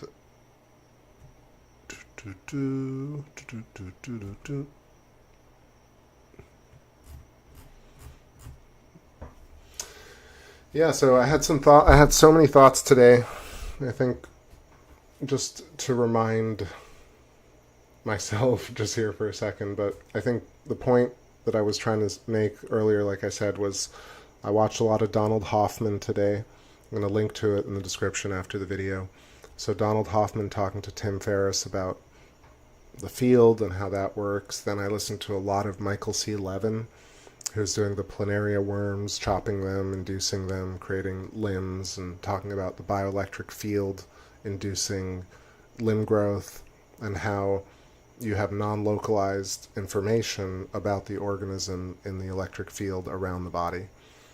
So those two people are really closest to what I'm talking about, I think, in terms of, you know, them doing public, kind of popular research about it. But let's take those two people, and I know that they referenced some others as well, people who are more into the psychedelic nature of reality, who are doing DMT research and psychedelic research, ayahuasca, and having these shared experiences, and that's what Tim Ferriss was talking about. But I would say, again, the one thing that will bind it all together, pun unintended, is the filamentary structure of reality. So without the filamentary structure, this idea that people can take ayahuasca and have a shared trip or a hallucination doesn't make a lot of sense if we're completely disconnected and that memories are stored, or our entire experience is inside the skull. But if we think that, if we can imagine that the field, including us, but the field itself, Mother Nature, so to speak, is also a resonant plasma, then it actually allows us to have this type of interconnected modality when people do psychedelics, and they can have shared past histories, shared lifetimes, shared memory, because there's a collective memory in the field as well as in us, because not only are we a recursive fractal of the entire field, but the field itself manifests as entities with their own collective consciousness. So I think drug trips, outer body experiences, near-death experiences all make more sense if we're actually wired into space. So human consciousness can travel through wires, and that's how you can leave the physical form, the so-called physical form, and enter your field when you so-called leave your body or have a near-death experience, and you're looking at your body, which is a shared experience among many. How could you really do that if you didn't have a disembodied vantage point? However, you can either look at it as a completely, either not speculative, but like a personal, imaginary, made-up experience that's for each person, or we can talk about having a collective field of information that we all pull from, and a field of information that each of us is at the center of. And then you have these phenomenon that start to make a lot more sense, because you actually have connectivity, and you have power, like electricity and heat, that can create signatures that we perceive of as life or as interaction, these quantum interactions. So I think the wiring coming through the heads of every organism and grounding the organism into the ground or into whatever system it's grounded into is a huge part of it, is like one of the biggest missing pieces in all of science, is the fact that they consider, well, most of science considers that there's no etheric field around entities. But the people who think that there's an etheric field around entities don't know where it's coming from. They feel like they know that it's there because we have the observer effect, and we have the holographic universe, and we have the simulated reality, and there's actually math. Listening to Donald Hoffman talk about, there's actual quantum math that says reality is created on the fly in real time. Exactly the same type of stuff that, I mean, I've said, but again, I didn't come up with it. I've researched all these different people, and I came to the conclusion that these 5 people who say this idea out loud make way more sense than 1, we can never know, or 2, science has already figured it out, there's no reason to look any further. It seems that the root system connecting us is what powers the body and also allows us to connect into space and to connect with each other. And ideas, since they're like humans, have their own wires to space. So the ideas of Earth, the concept of Earth, is in etheric plasma or dark matter, dark energy around the physical form that we see. So Hoffman was talking about how, the brain is kind of this receiver of information from the field, and then we project this reality. And so he's talking almost exactly like these types of things. So the people who say it, Dan Winter talks about neg entropy and implosion, and how we create consciousness by looking at it. And you have, I think, Buddy Daugherty has come up with a visual model of how that works. I think Alan Watts was talking about how the reality is a dance between subject and matter and field. Of course, you have other people, but it's this lineage of people that think about it from this context that really will take physics forward. But it seems like it will take a very long time, because this type of thinking is so outside in more ways than one regular dogmatic academic thinking of our time, where people can't even imagine that there's a magnetic field around our body that has information in it, let alone where that's being emanated or generated from. I think that's a really crucial part of it. The root system, the fact that we generate our own field, but that every single unit also creates its own field and its own a fully fractal, fully intelligent universe with all the parameters that we have. I think that's a nutshell of tonight's idea. Copper Tropical says, how does the double slit experiment work with blind people? Well, I would say that just because the interpretation of light, not that I know what it's like to be blind, and not that I know I'm some expert on it, but it seems to me that the eyes are not the only sensory organs that emit radiation.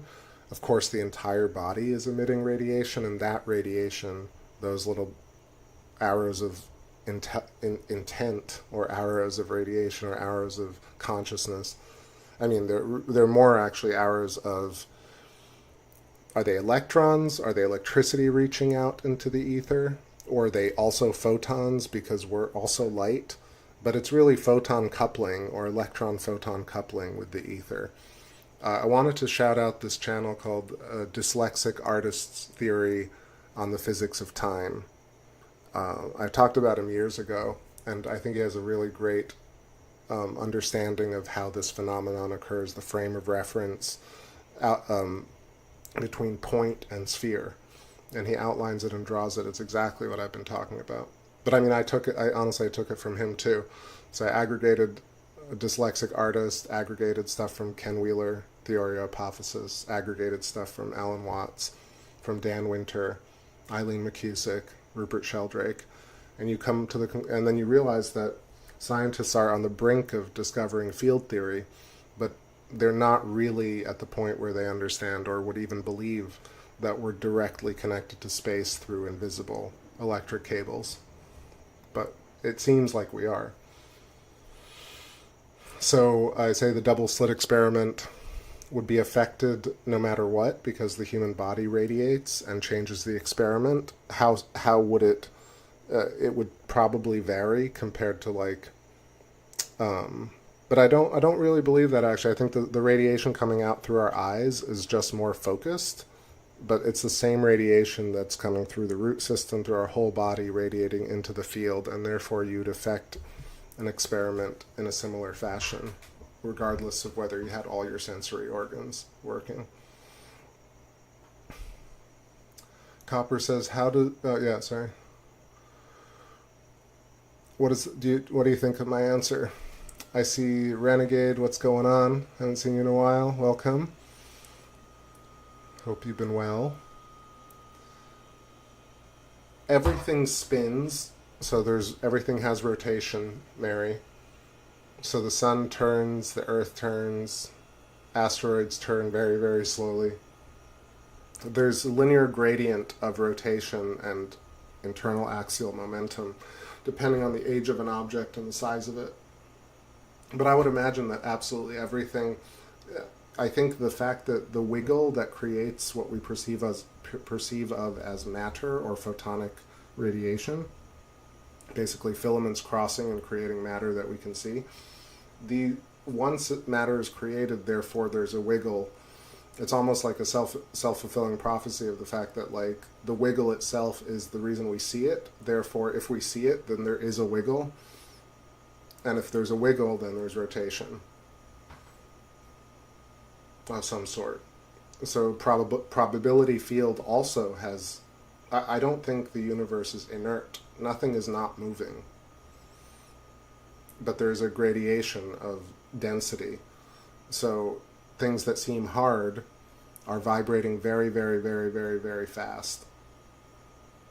And so you create this kind of density from vibration. What we perceive of as a rock or as a chair, we just can't put our finger through because of the relationship between our finger and the chair. Our finger is vibrating less fast or slower than a chair is vibrating, and therefore when we try to put our finger through the chair, it recognizes boundaries, and our finger recognizes boundaries and doesn't clip the chair. Yo, Fantasy, I see you in the chat. What's happening? Welcome, welcome. Yeah.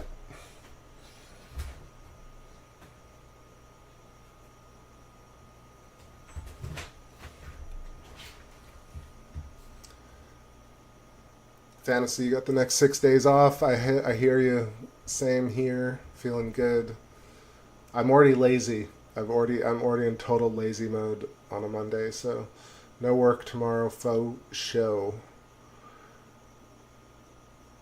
Let's see. Copper Tropical says, yes, they say it doesn't really matter if someone is actually looking at the experiment. Just the fact that some camera or something is looking at it is enough. Well, that's a great point, because it's something I've heard throughout, like all the different, Tim Ferriss and Closer to Truth and World Science Fair and all the different cognitive neuroscience. They use the same kind of idea that they try and make a discernation between they try and discern between what is an observer, like what is the quality of what's the level of sentience of the observer. And I would say that it's way simpler than that, because of the fractal nature of reality. The smallest point that exists in our world is self-aware. And the proof in that is that you can see single-celled organisms interact with their boundary. The boundary returns an impulse, and then the self, the center of that field, modifies its behavior based on that interaction. It stores that interaction in the field as a memory, as a loose memory, diffuse plasma resonance, uses that information, then interacts with the field, plus an additive layer, which is the stored information. That's what I think of as learning. Right? No one understands what learning, like compounded information. How is information compounded? Like interest. It's done in the sense that when you have an experience, that experience is then stored in the cloud.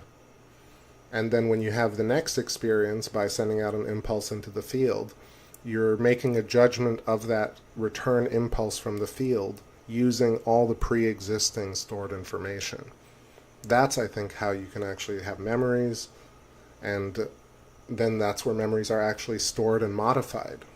I'll give you another example. Like, think about how you can think about an old memory, and for a second there you start to unpack it. What is that? No one really describes what unpacking a memory really is physically, or quantum. But really, it's the fact that a memory is an entire universe. It has all the factors of an entire universe in that instantiation of memory. So therefore you can ping a memory in your field and unpack it because it has all the information of an entire world within it. And then you can compare that memory with not only other memories that have full universes within them, but also you can think about a memory and go into it and think of an object in that memory and unpack that. So you have fractal recursion in actual memory. And so I feel like it really diminishes the value of the fact that we do this, and that it's actually, whether or not you believe that light hardens into physical matter and whether that's a dream or an illusion, memories are still just as real. They have their own gravity, they have their own orbit, they have their own intelligence, just the same way a single-celled organism would. I would imagine a memory or an idea has its own gravitational field. So I think that the spectator, the observer, there can never not be an observer. As soon as something exists, it means it has been observed. Does that make sense, Copper, or everybody? I mean, I've never been able to answer it this way, but this is the most clear you can answer if a tree falls in the woods, or so on and so forth. You basically have a predetermined idea of how things should be based on experience. That experience is stored in the cloud.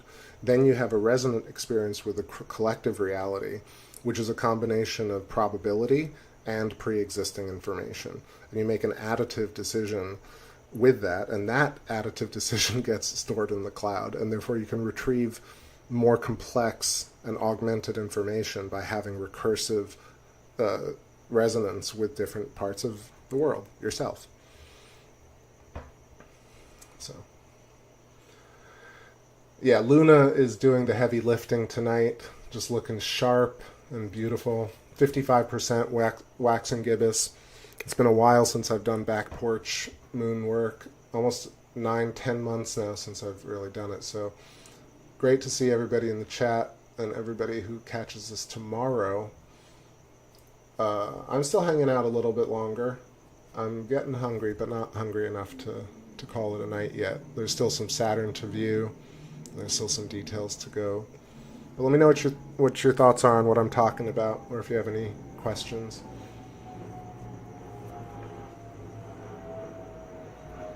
And airplanes in the background. Yeah, let me scribble a little bit here, and we'll talk about just some of the shapes on the moon. So we've got Mare Imbrium, we've got Mare Serenitatis, Posidonius, and we've got Mare Tranquillitatis, Mare Fecunditatis, Mare Crisium, Cleomedes, which sounds like STD, Mare Nectaris, with, I forget the name of that crater, but this, you see how we have craters on the rims of larger mare, the same way we have tiny craterlets on the rims of smaller craters everywhere. What the moon reminds me of constantly is bubbles in a sink. When you look at bubbles, you'll have a couple of big ones like this, and bubbles form hexagonal structures, because when two spheres, so two wires cross, two filaments cross, create a spark. That spark instantly is imbued with a much more intensified version of the electrical current flowing through it from the dark matter filaments or Birkeland currents or ether, etc. This point creates a field. Once it exists, the field is existing, and that first interaction between point and field is what creates this next layer and next layer and next layer. And every time you deal with reality, you take into account all these different layers to create the next layer and push that out. And when a sphere expands into another sphere, because things don't clip, basically because bubbles know their boundaries, they start to squeeze together, and that's how you actually get straight edges and corners between spheres. So when spheres pack, they pack, and because they actually are just attraction repulsion, you're basically squeezing together as tightly as possible while also maintaining boundaries. And that's how you get hexagons and pentagons. Why that happens is, again, because the point instantiation of reality is imbued with tremendous energy from the universe and radiates in this structure. And this structure is also where the human eyes are. It's also the lungs. It's the symmetry of nature is an omnidirectional torus. If you look at the human body, you'll see that we're rarefaction, compression, rarefaction, compression, rarefaction. That's how fat I am. Compression, rarefaction, compression, rarefaction, compression, rarefaction, compression. When I say rarefaction, compression, I just mean on a wave front, you have a crest and a trough, crest and a trough, crest and a trough. Everything in nature is fat, skinny, fat, skinny, fat, skinny. We're basically an omnidirectional wavefront outline. Our arms, fat, skinny, fingers, fat, skinny, fat. Look at your body and you'll see the outline of the entire universe manifest. So that's why things are as such, in my opinion, of course. Let's hide this for a moment. Let's read some chats here. Donald Yates says, if it is thought, then it already happened. Exactly. I think it's as soon as you create this moment, this magnetic moment, it gets stored into the field, and that it's basically absorption and destruction. Sorry, absorption and reflection. I guess that's not the exact term, but there's this dance between absorbing information, destroying it, storing it in the cloud, being able to retrieve it while also creating a new resonance with the outer world. So it's an ongoing process of self and field that creates all things. Therefore, observers can be a point instance, because things being, as soon as something is observed, it means that something has observed it. And I know that circular reasoning is not something that they like in academic science. They think, well, we have to come at it from a different vantage point. But I think it answers a big couple of questions, which is like why anything is to have the experience. Why have a life experience if not to have the actual experience? So I like how some of these some physicists are moving towards spirituality, or more like Zen and Buddhism and meditation, to try and augment their thinking. So kudos to Donald Hoffman. I enjoyed what he talked about today, but I also feel like they're ignoring the root system entirely. It's like nobody even considers the nervous system and where the electricity comes from. Copper Drop says, I have a fat universe. Total compression rarefaction. Let's see. I love cilantro. Mary Quite says, Peter Osborne has some good ideas about preventing Alzheimer's. I'll have to look up Peter Osborne. It sounds familiar, but I don't remember it right now off the top of my head. Oh, this is a much deeper discussion about Alzheimer's and diet. Okay. Wait, Coppertrop says, and so what is happening with Alzheimer's patients who have little to no memory left? So, so I thought about this, and I think it's actually not necessarily about having the memories. I think the memories can still be stored and not accessed. I think it's a memory access issue versus losing memory. Over time, the same way a fruit ripens or a flower blossoms and then rots, the electricity in that system ultimately fades.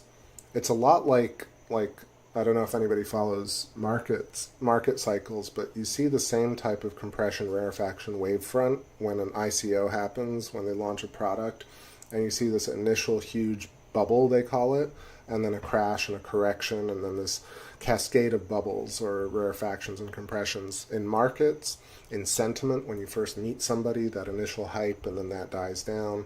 I would imagine that patients that have dementia, Alzheimer's, Parkinson's, is more of a network being blocked by calcification or mismatched signals, distorted signals, not being able to access the memory versus the destruction of memory. Because I just can't imagine how you can actually destroy memory. Nobody knows where it is, right? The bubbles that store a human's memory they themselves collapse on themselves once the system, the bundle of nerves, the human, actively shuts down. That electricity returns into that charge returns into the field, into the array, as new potential energy. And the corpse now doesn't have that. But that's not even true. I think a corpse that has died has the essence of that corpse is back in the field, but there's still skin and bone and flesh. All of that is still matter that is still imbued with electricity and life that ultimately rots. So I would say that, yes, that over time, the ability to create memory, store memory, retrieve memory is the system that breaks down. But the memories itself, again, you remember people that died. How does that work? They are resonating. You still remember what they look like. So either you're imbuing their shape into the memory, or they actually have a real memory stored in the field that you can retrieve, that they were a part of creating collectively with you. I feel like memories are treated very, again, diminished as like, oh, they're just a thing. They're just memories. But what if they have, again, their own their own gravity, their own spin, their own resonance, and you can imbue them with principles because they're infinitely complex. They're as complex as each and every one of us. Just the thought. Hey there, Annette. Good to see you in the chat. Salutes. Salutations. Let's see. What do you think about that answer in terms of like memory access versus memory destruction? Even though maybe memories can be destroyed. If you don't give them any power or energy, they will fade. But memories that you think of all the time, you continue to power by sending it electrical signals. Let's see. Yeah, Fantasy says, over time, your nerve dendrites, dendrites? Yeah, your nerve dendrites decay, and there's plaque buildup on the nerve dendrites. So the signal isn't sent correctly, blocked. That's why it's important to keep your brain active throughout your life. Always keep learning and never get complacent. Great. Yep, that's exactly what I think it is. I mean, again, I don't know for sure, but I imagine that there might be ways to decalcify and re-imbue the neural synapses or our field connectors and reset them in some ways. So I feel like we're not making a lot of progress with Alzheimer's and dementia and Parkinson's because of this particular thing that they don't know where memories are actually stored. They know how to route memories and to get signatures. Here's a great point, I think, or at least I think it's a great point, but I thought about it today. So, you know how neuroscientists look at brain scans and they see the parts of the brain lighting up. And they say that, okay, because we can interpret the parts of the brain lighting up and link it to language, then we can read the mind. But I would say that you can also use a television and watch a TV show and garner a ton of information about a lot of things from a TV show, but that TV show is not in the TV. Same thing where you can learn a lot about the brain, the human brain, and memory and intelligence, and even reconstruct language by looking at how the brain operates. But the memories that you're looking at are not actually in the brain. So I think it's important. It's something I thought about today. I'm like, yeah, like we completely understand that about watching stuff on a TV. We're like, no, the whole movie is a representation of the movie on a screen. But we don't think about this idea when it comes to the brain, where they're completely convinced, because they can reconstruct stuff from brain scans, that that's where the stuff is. But I still think that the brain is actually interacting with the field, and therefore, if we're not thinking about field memory, then I don't think you're going to make a lot of progress on Alzheimer's.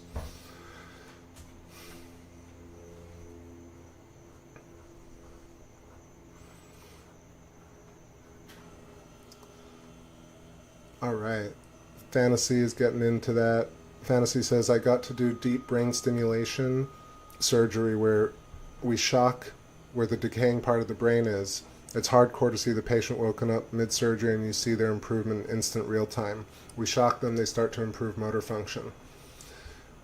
Yeah, it's really fascinating. I mean, they were, and not just that, I mean, like even that would work, because it's it's pathways, right? You're opening up blockages. But I still don't think you can have a holistic sense of the science without understanding field. So I will die on that hill. That's a hill I'm comfortable dying on. Cool. Little break here.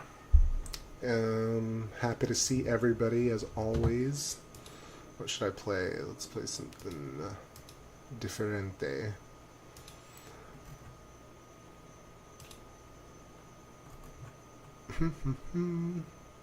What about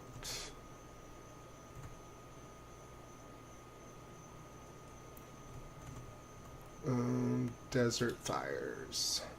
Desert Fire.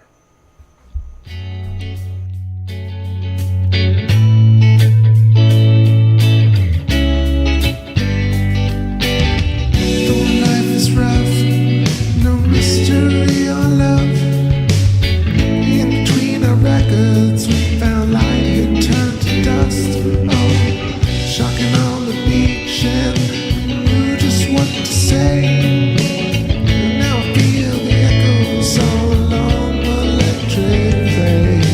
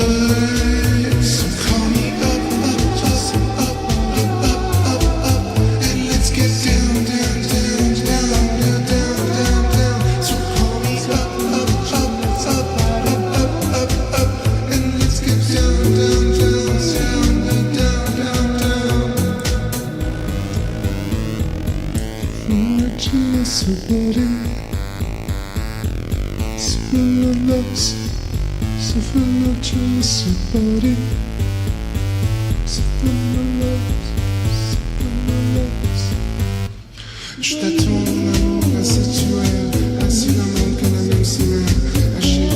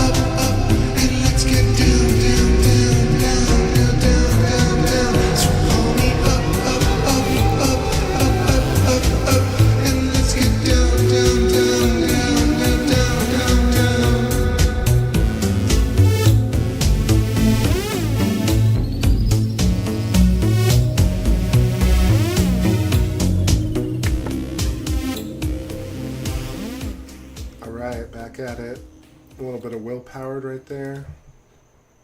And this zoom of the moon is just like old times, super duper sharp and crispy. Looking at the Apennine mountain range, the mouth of Mare Crisium. See a lot of pareidolia here, little smiley face. You got, let me get my little sketch pad up. Sketch CAD, up. Sketch CAD. My sketch pad. Where'd it go? Gosh, this laptop is doing a lot of work, but yeah, okay, so keep this above, so I can, no, stop. Okay, I guess I can shorten this window. I just want to see the chat too. Thank you for the kind words. I mean, I just set up the scope, the moon does all the work, but I'm just enjoying this as you are. Super duper sharp tonight. Like, honestly, pretty good one. It's just the right temperature and not a lot of atmospheric turbulence. So I saw the chat all about, I think, let me see, was it Genghis Khan said, new observations from NASA's Spitzer Space Telescope suggest that moons like Earths that formed out of tremendous collisions are uncommon to the universe, arising at most only 5 to 10% of planetary systems. And then what else? So you say our moon is uncommon. Fantasy responding, I wouldn't say our moon is uncommon. Pluto and Charon share a similar setup. I would add to that Ceres. And let's see, Fantasy says, but I think the moon is why we have life on Earth. Without it, I can't see life existing on those bodies. Okay, so I guess my take on that is that there is this theory that was come up by, that Jeffrey Walensky came up with, called stellar metamorphosis. And the idea of stellar metamorphosis is, like I was mentioning earlier, where instead of the Earth and the Moon having instead of the Moon and the Earth being formed in what we know as an accretion model, where collisions happen, bodies are made of loose material, magma, and clumps of matter can squeeze together, be forced together, and form planetoids and moons. And based on this model, or based on this idea, we have all these simulations that we see, all the videos of the creation of the moon on the JPL channel, and then recently they did another one where they show that the moon and Earth formed at the same time in this method where bits of magma clumped together to form the moon and Earth. On the flip side, you have this idea by Jeffrey Walensky and Daniel Archer and wherever else he got his ideas from, where if you think about it in terms of how stars, we know that stars are formed in active galactic nuclei. So at node pinches, and they even call it dark matter filaments crossing, so they already know that filaments, when they cross, they create stars. So stellar metamorphosis says that instead of planets and moons being clumps of matter, in fact, at the center of stars, because there's so much energy, there's enough energy at the center of the star to actually impose the complexity that we see of as calcification and metallurgy and alchemy that's formed at the center of planets. Like the core of Earth just doesn't seem, when you hear this idea, after you've heard this idea that stars bake planets at their cores, and then ultimately these planets surface because the outer core of the star dissipates. Now, I'm just kind of nutshelling the whole thing, but please check out Jeffrey Walensky's idea of stellar metamorphosis, because I think it's actually quite brilliant, and it makes a lot more sense than the fact that the Earth clumped together to create what we see of as Earth, and the Moon clumped together to create what we see of as the Moon. So when you look at it through stellar metamorphosis, this idea that potentially the Earth... people are celebrating because the theory is clearly right. That the Earth and the Moon were actually the cores of stars, you start to really take on a completely different understanding of things, where the complexity of life and the shape of things on Earth could theoretically have been cooked at the center of a star, because you do have that level of complexity. And then secondarily, besides all the other idea of tectonic expansion and the fact that that the Earth was really a rocky body and then the water actually came from Earth, from the center of this star. Again, scientists don't, cosmologists, astrophysicists, astrobiologists talk about where the water comes from. And if you really follow that thread, you'll realize that either they don't have any clue, or they talk about comet deposition. And I don't think the oceans of Earth, I personally don't think that it makes more sense that comets and outer objects deposited our oceans versus stars cooked Earth at the center and the water was already there and just erupted from the center, in terms of this kind of like if you imagine consciousness, as we were talking about it, node and field, the node center of the star is interacting with the field. So if you take that further, you'll realize that this is the nature of our universe, which is that everything starts as a star, and then a star turns into everything that we see. And I think that's way more clear, way more holistic, answers so many more questions. And then if you take that further, you realize that the Earth and the Moon have a completely different narrative now. So that's a long way of saying I'm not so sure that scientists have a good grasp on how the Moon and the Earth were actually formed. So them saying the uncommonness of the Moon and the Earth, I just don't feel like popular science has any grasp really on electrical nature, filaments, consciousness, history, how stars are formed, how planets and moons are formed. I think they do know for sure how stars are formed because we see it. Okay, so I'm looking at the chat.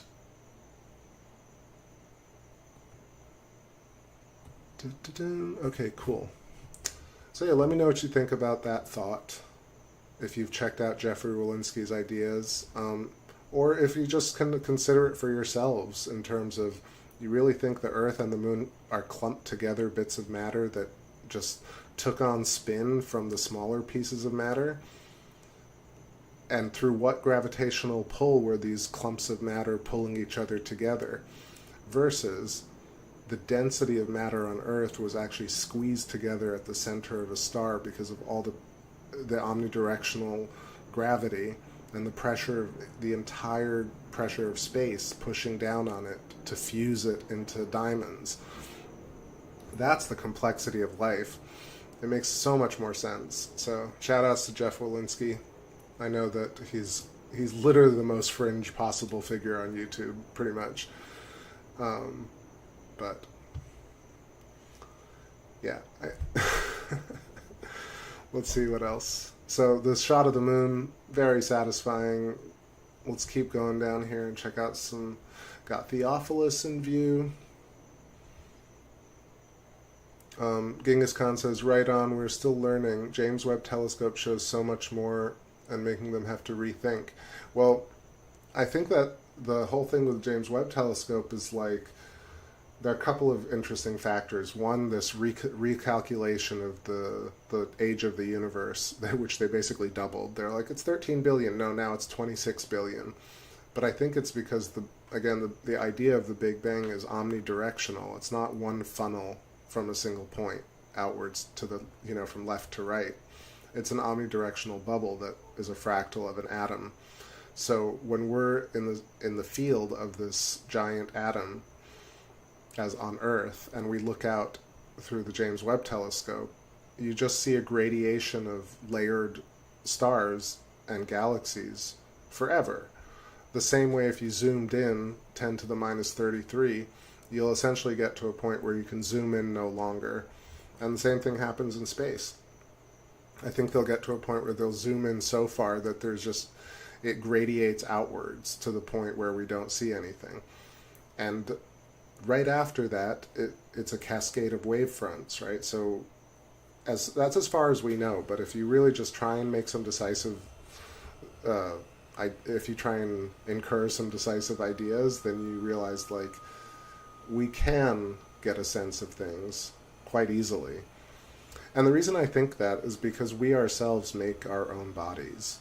You know, the complexity of nature is not as complex as we make it out to be.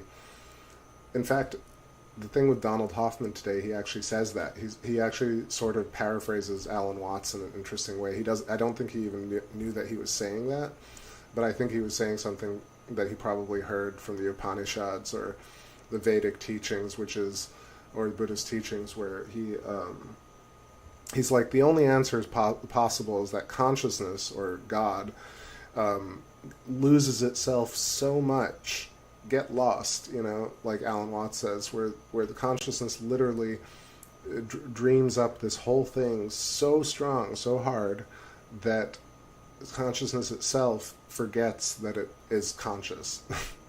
And so we live in a world where you'd say 90% of people are unconscious because they're just not aware of themselves, of the self being everything. But then you get a tiny percentage of people who are completely convinced that they are the embodiment of the totality. And that ratio, that statistic, is an embodiment of the geometry. It's like a recursive fractal of the geometry.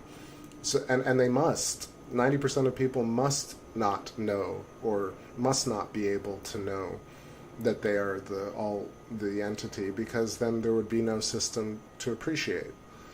So we get lost in ourselves, in the play, in the theater of it all, on purpose. Which if you take it one step further even, this is why conspiracy theorists, or conspiracies, and in general, like this idea of raging against the machine, is raging against the very essence which makes us human. The very nature of destruction is digestion, is processing, and we are processing machines that digest nature and regurgitate it. So the very essence of reality is inherently implies destruction and creation. So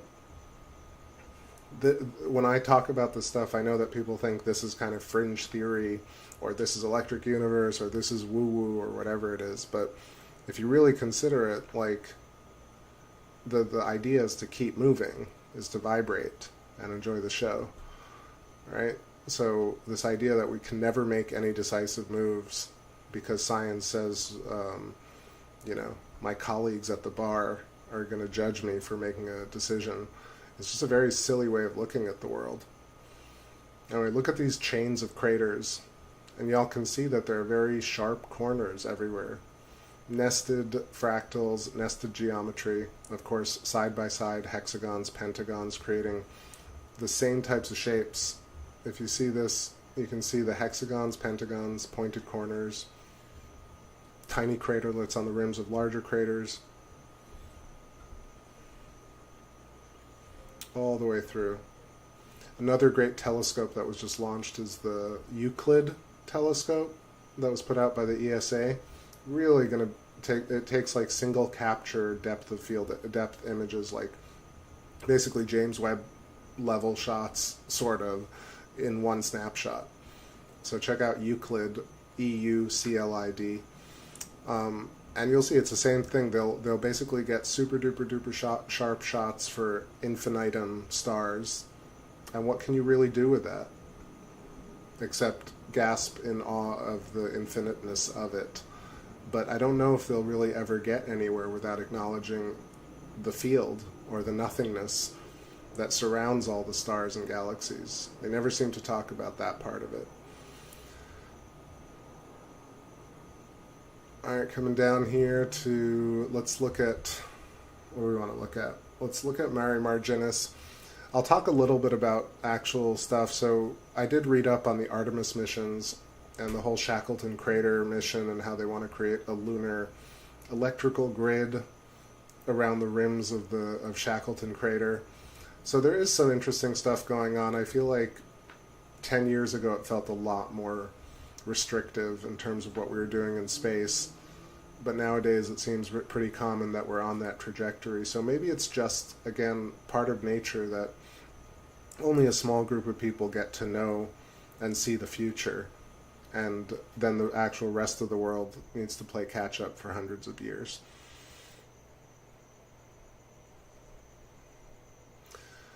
Going down here, so here's Mare Marginis, one of my favorite regions, right under Mare Crisium. You see this kind of like boiled over, bubbled over land.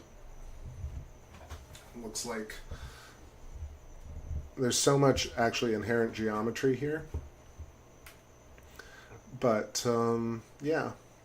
Alright, so I'm going to start wrapping it up here, even though there's so much more to see, but it's 10 o'clock, I'm getting hungry. Been on for, let's see how long. Coming up on 3 hours here. I know everybody's been hanging out. So, it definitely feels like a weekend. But I will be back maybe tomorrow or the day after for some more of this. Please leave me some nice comments, or just any comments at all, about the topics, or what you ate, or the taco song. Go back, because I think I wrote a fun song about tacos. And I'm going to put on a couple more tunes, and let's see what Saturn is up to. And let me know if you want to see any other parts of the moon. Gosh, she's looking beautiful. Intrinsic geometry, filamentary structure, total self-awareness, panpsychism. Just mouthing off a ton of words here. Rupert Sheldrake, Eileen McKusick, Alan Watts mostly. I think without Alan Watts, I don't think I would have gotten to this level of comprehension. Because of the way he phrased things, he made it really, like, makes you really think about two sides of the same coin. Where you can't have dark without light, and you can't have life without death, and you can't have touch without being cut, and you can't have thought without no thought. You can't have something without nothing. Nothing implies something. It's not a battle of yin versus yang. You know, that's I think a big part of it. A lot of people think it's a battle, like one will overcome, but I think you can't have one be perceived without the other one also existing.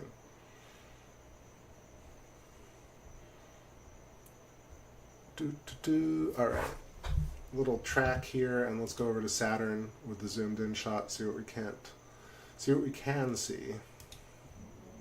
It's called Why Am I?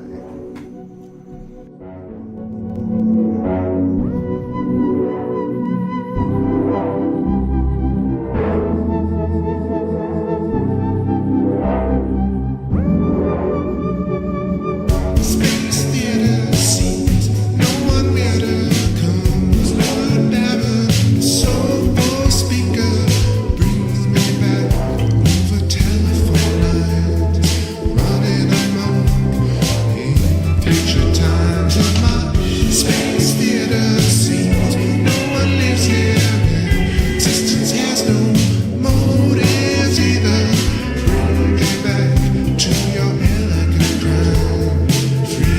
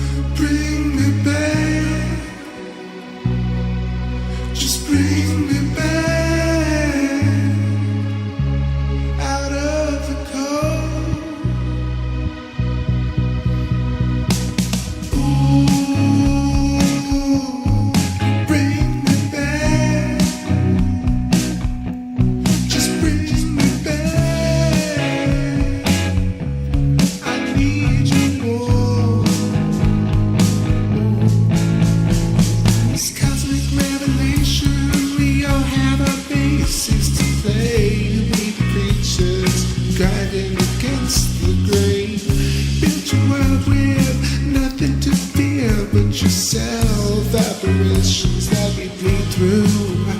Every fear you're open wide, soul modulation.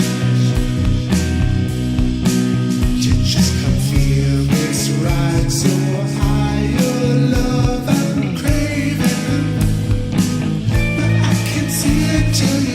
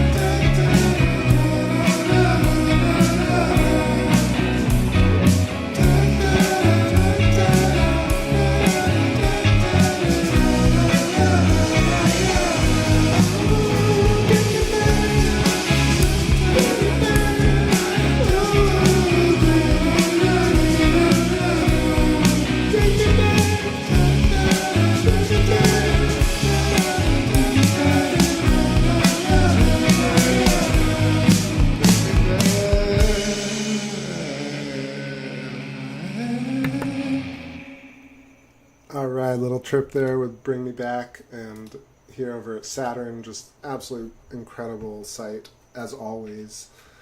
Never gets old. And the detail now, because Saturn is setting, so you're seeing some of the fringing, the orange and blue hues at the edges. So a little bit aberrant, but still on an 8-inch to get this kind of ring separation is awesome. Top right, you can see the shadow cast by Saturn itself, the center of Saturn, casting a shadow at the top left. Really incredible, just unbelievable. And the idea is here that, not only is Saturn sentient and aware of itself, for the simple reason that it retains a shape, this detailed, right? And if something rammed into Saturn, it would know its boundary, and therefore Saturn is conscious in its own way, in the way that I think is a version of human. Mother people, mother effers. Other people might think differently, but for me, Saturn's definitely conscious. And the other way we know that it's conscious, or that I think I know it's conscious, is because the very interaction between the telescope and our eyes and Saturn is a complete circuit. So Saturn is reflecting light from the sun, is one way of phrasing it. Or Saturn is directly powered through deep electrical root currents through its center core. And of course it's also in the basking glow of our sun. However, it's also connected through a root system. And because that root system extends all the way to Earth, that's how we actually are seeing Saturn, because it's sending roots directly to this lens. It must be. There's just no other way. You can yada yada it, or just say, yeah, we just see planets. Nobody really knows. You can never know about those things. But you could also consider it. So I think Saturn definitely is not in the sense like maybe Saturn doesn't know our names, but Saturn knows it's being observed because we're observing it.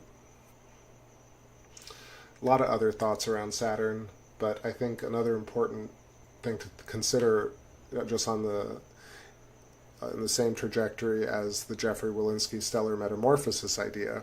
So let's say that stellar metamorphosis is correct, and stars ultimately lose their atmosphere and they cook a planet at the center. So let's say Jupiter and Saturn and then Neptune are a progression of where that ends up. So if a star ends up more and more and more complex, losing more and more of its atmosphere and getting smaller and smaller and smaller from the original star, it ends up maybe in a place where Jupiter is. And then Jupiter loses its atmosphere in a huge explosion and turns into something like Saturn. So that's how the core of Saturn was born in the center of a sphere.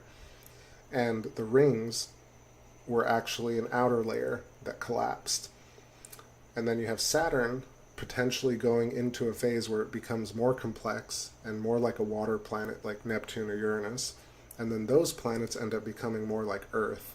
And Earth ends up becoming like the Moon and Mars and Mercury becomes like asteroids. And then those asteroids and comets fall into stars or get attracted by stars like the Sun or Earth or the Moon. But mostly to stars, because they're basically like debris in space. The same way like stars eat asteroids, humans eat debris too. So I think that's a way to look at it.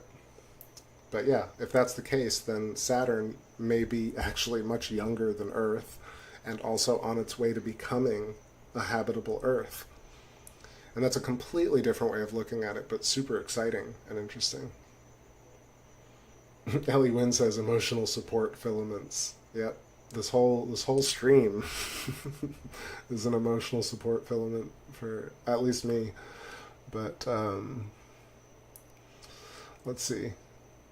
Just reading here. All right, so we got some Saturn. Saturn's looking gorgeous, but let's get back to the moon for a couple more shots, and then I'll wrap it up for the night. Throw me some thoughts, closing ideas, song requests, anything that you'd like to say. And I'll pick one of these oldies. I think you'll like it.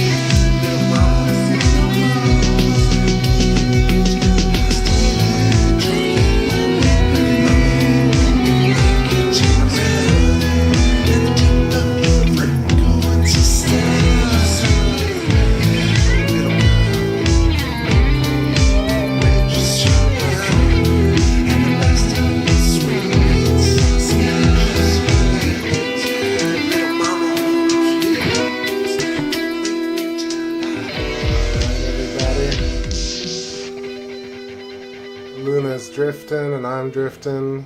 Really fun show tonight. It was a long one. Thanks for sticking it out, all of you. And I know some of you had to dip out, but if you're checking it out later, I still appreciate you. Have a wonderful rest of your night. A good start to your week, everybody. I'll try and be on tomorrow or the day after.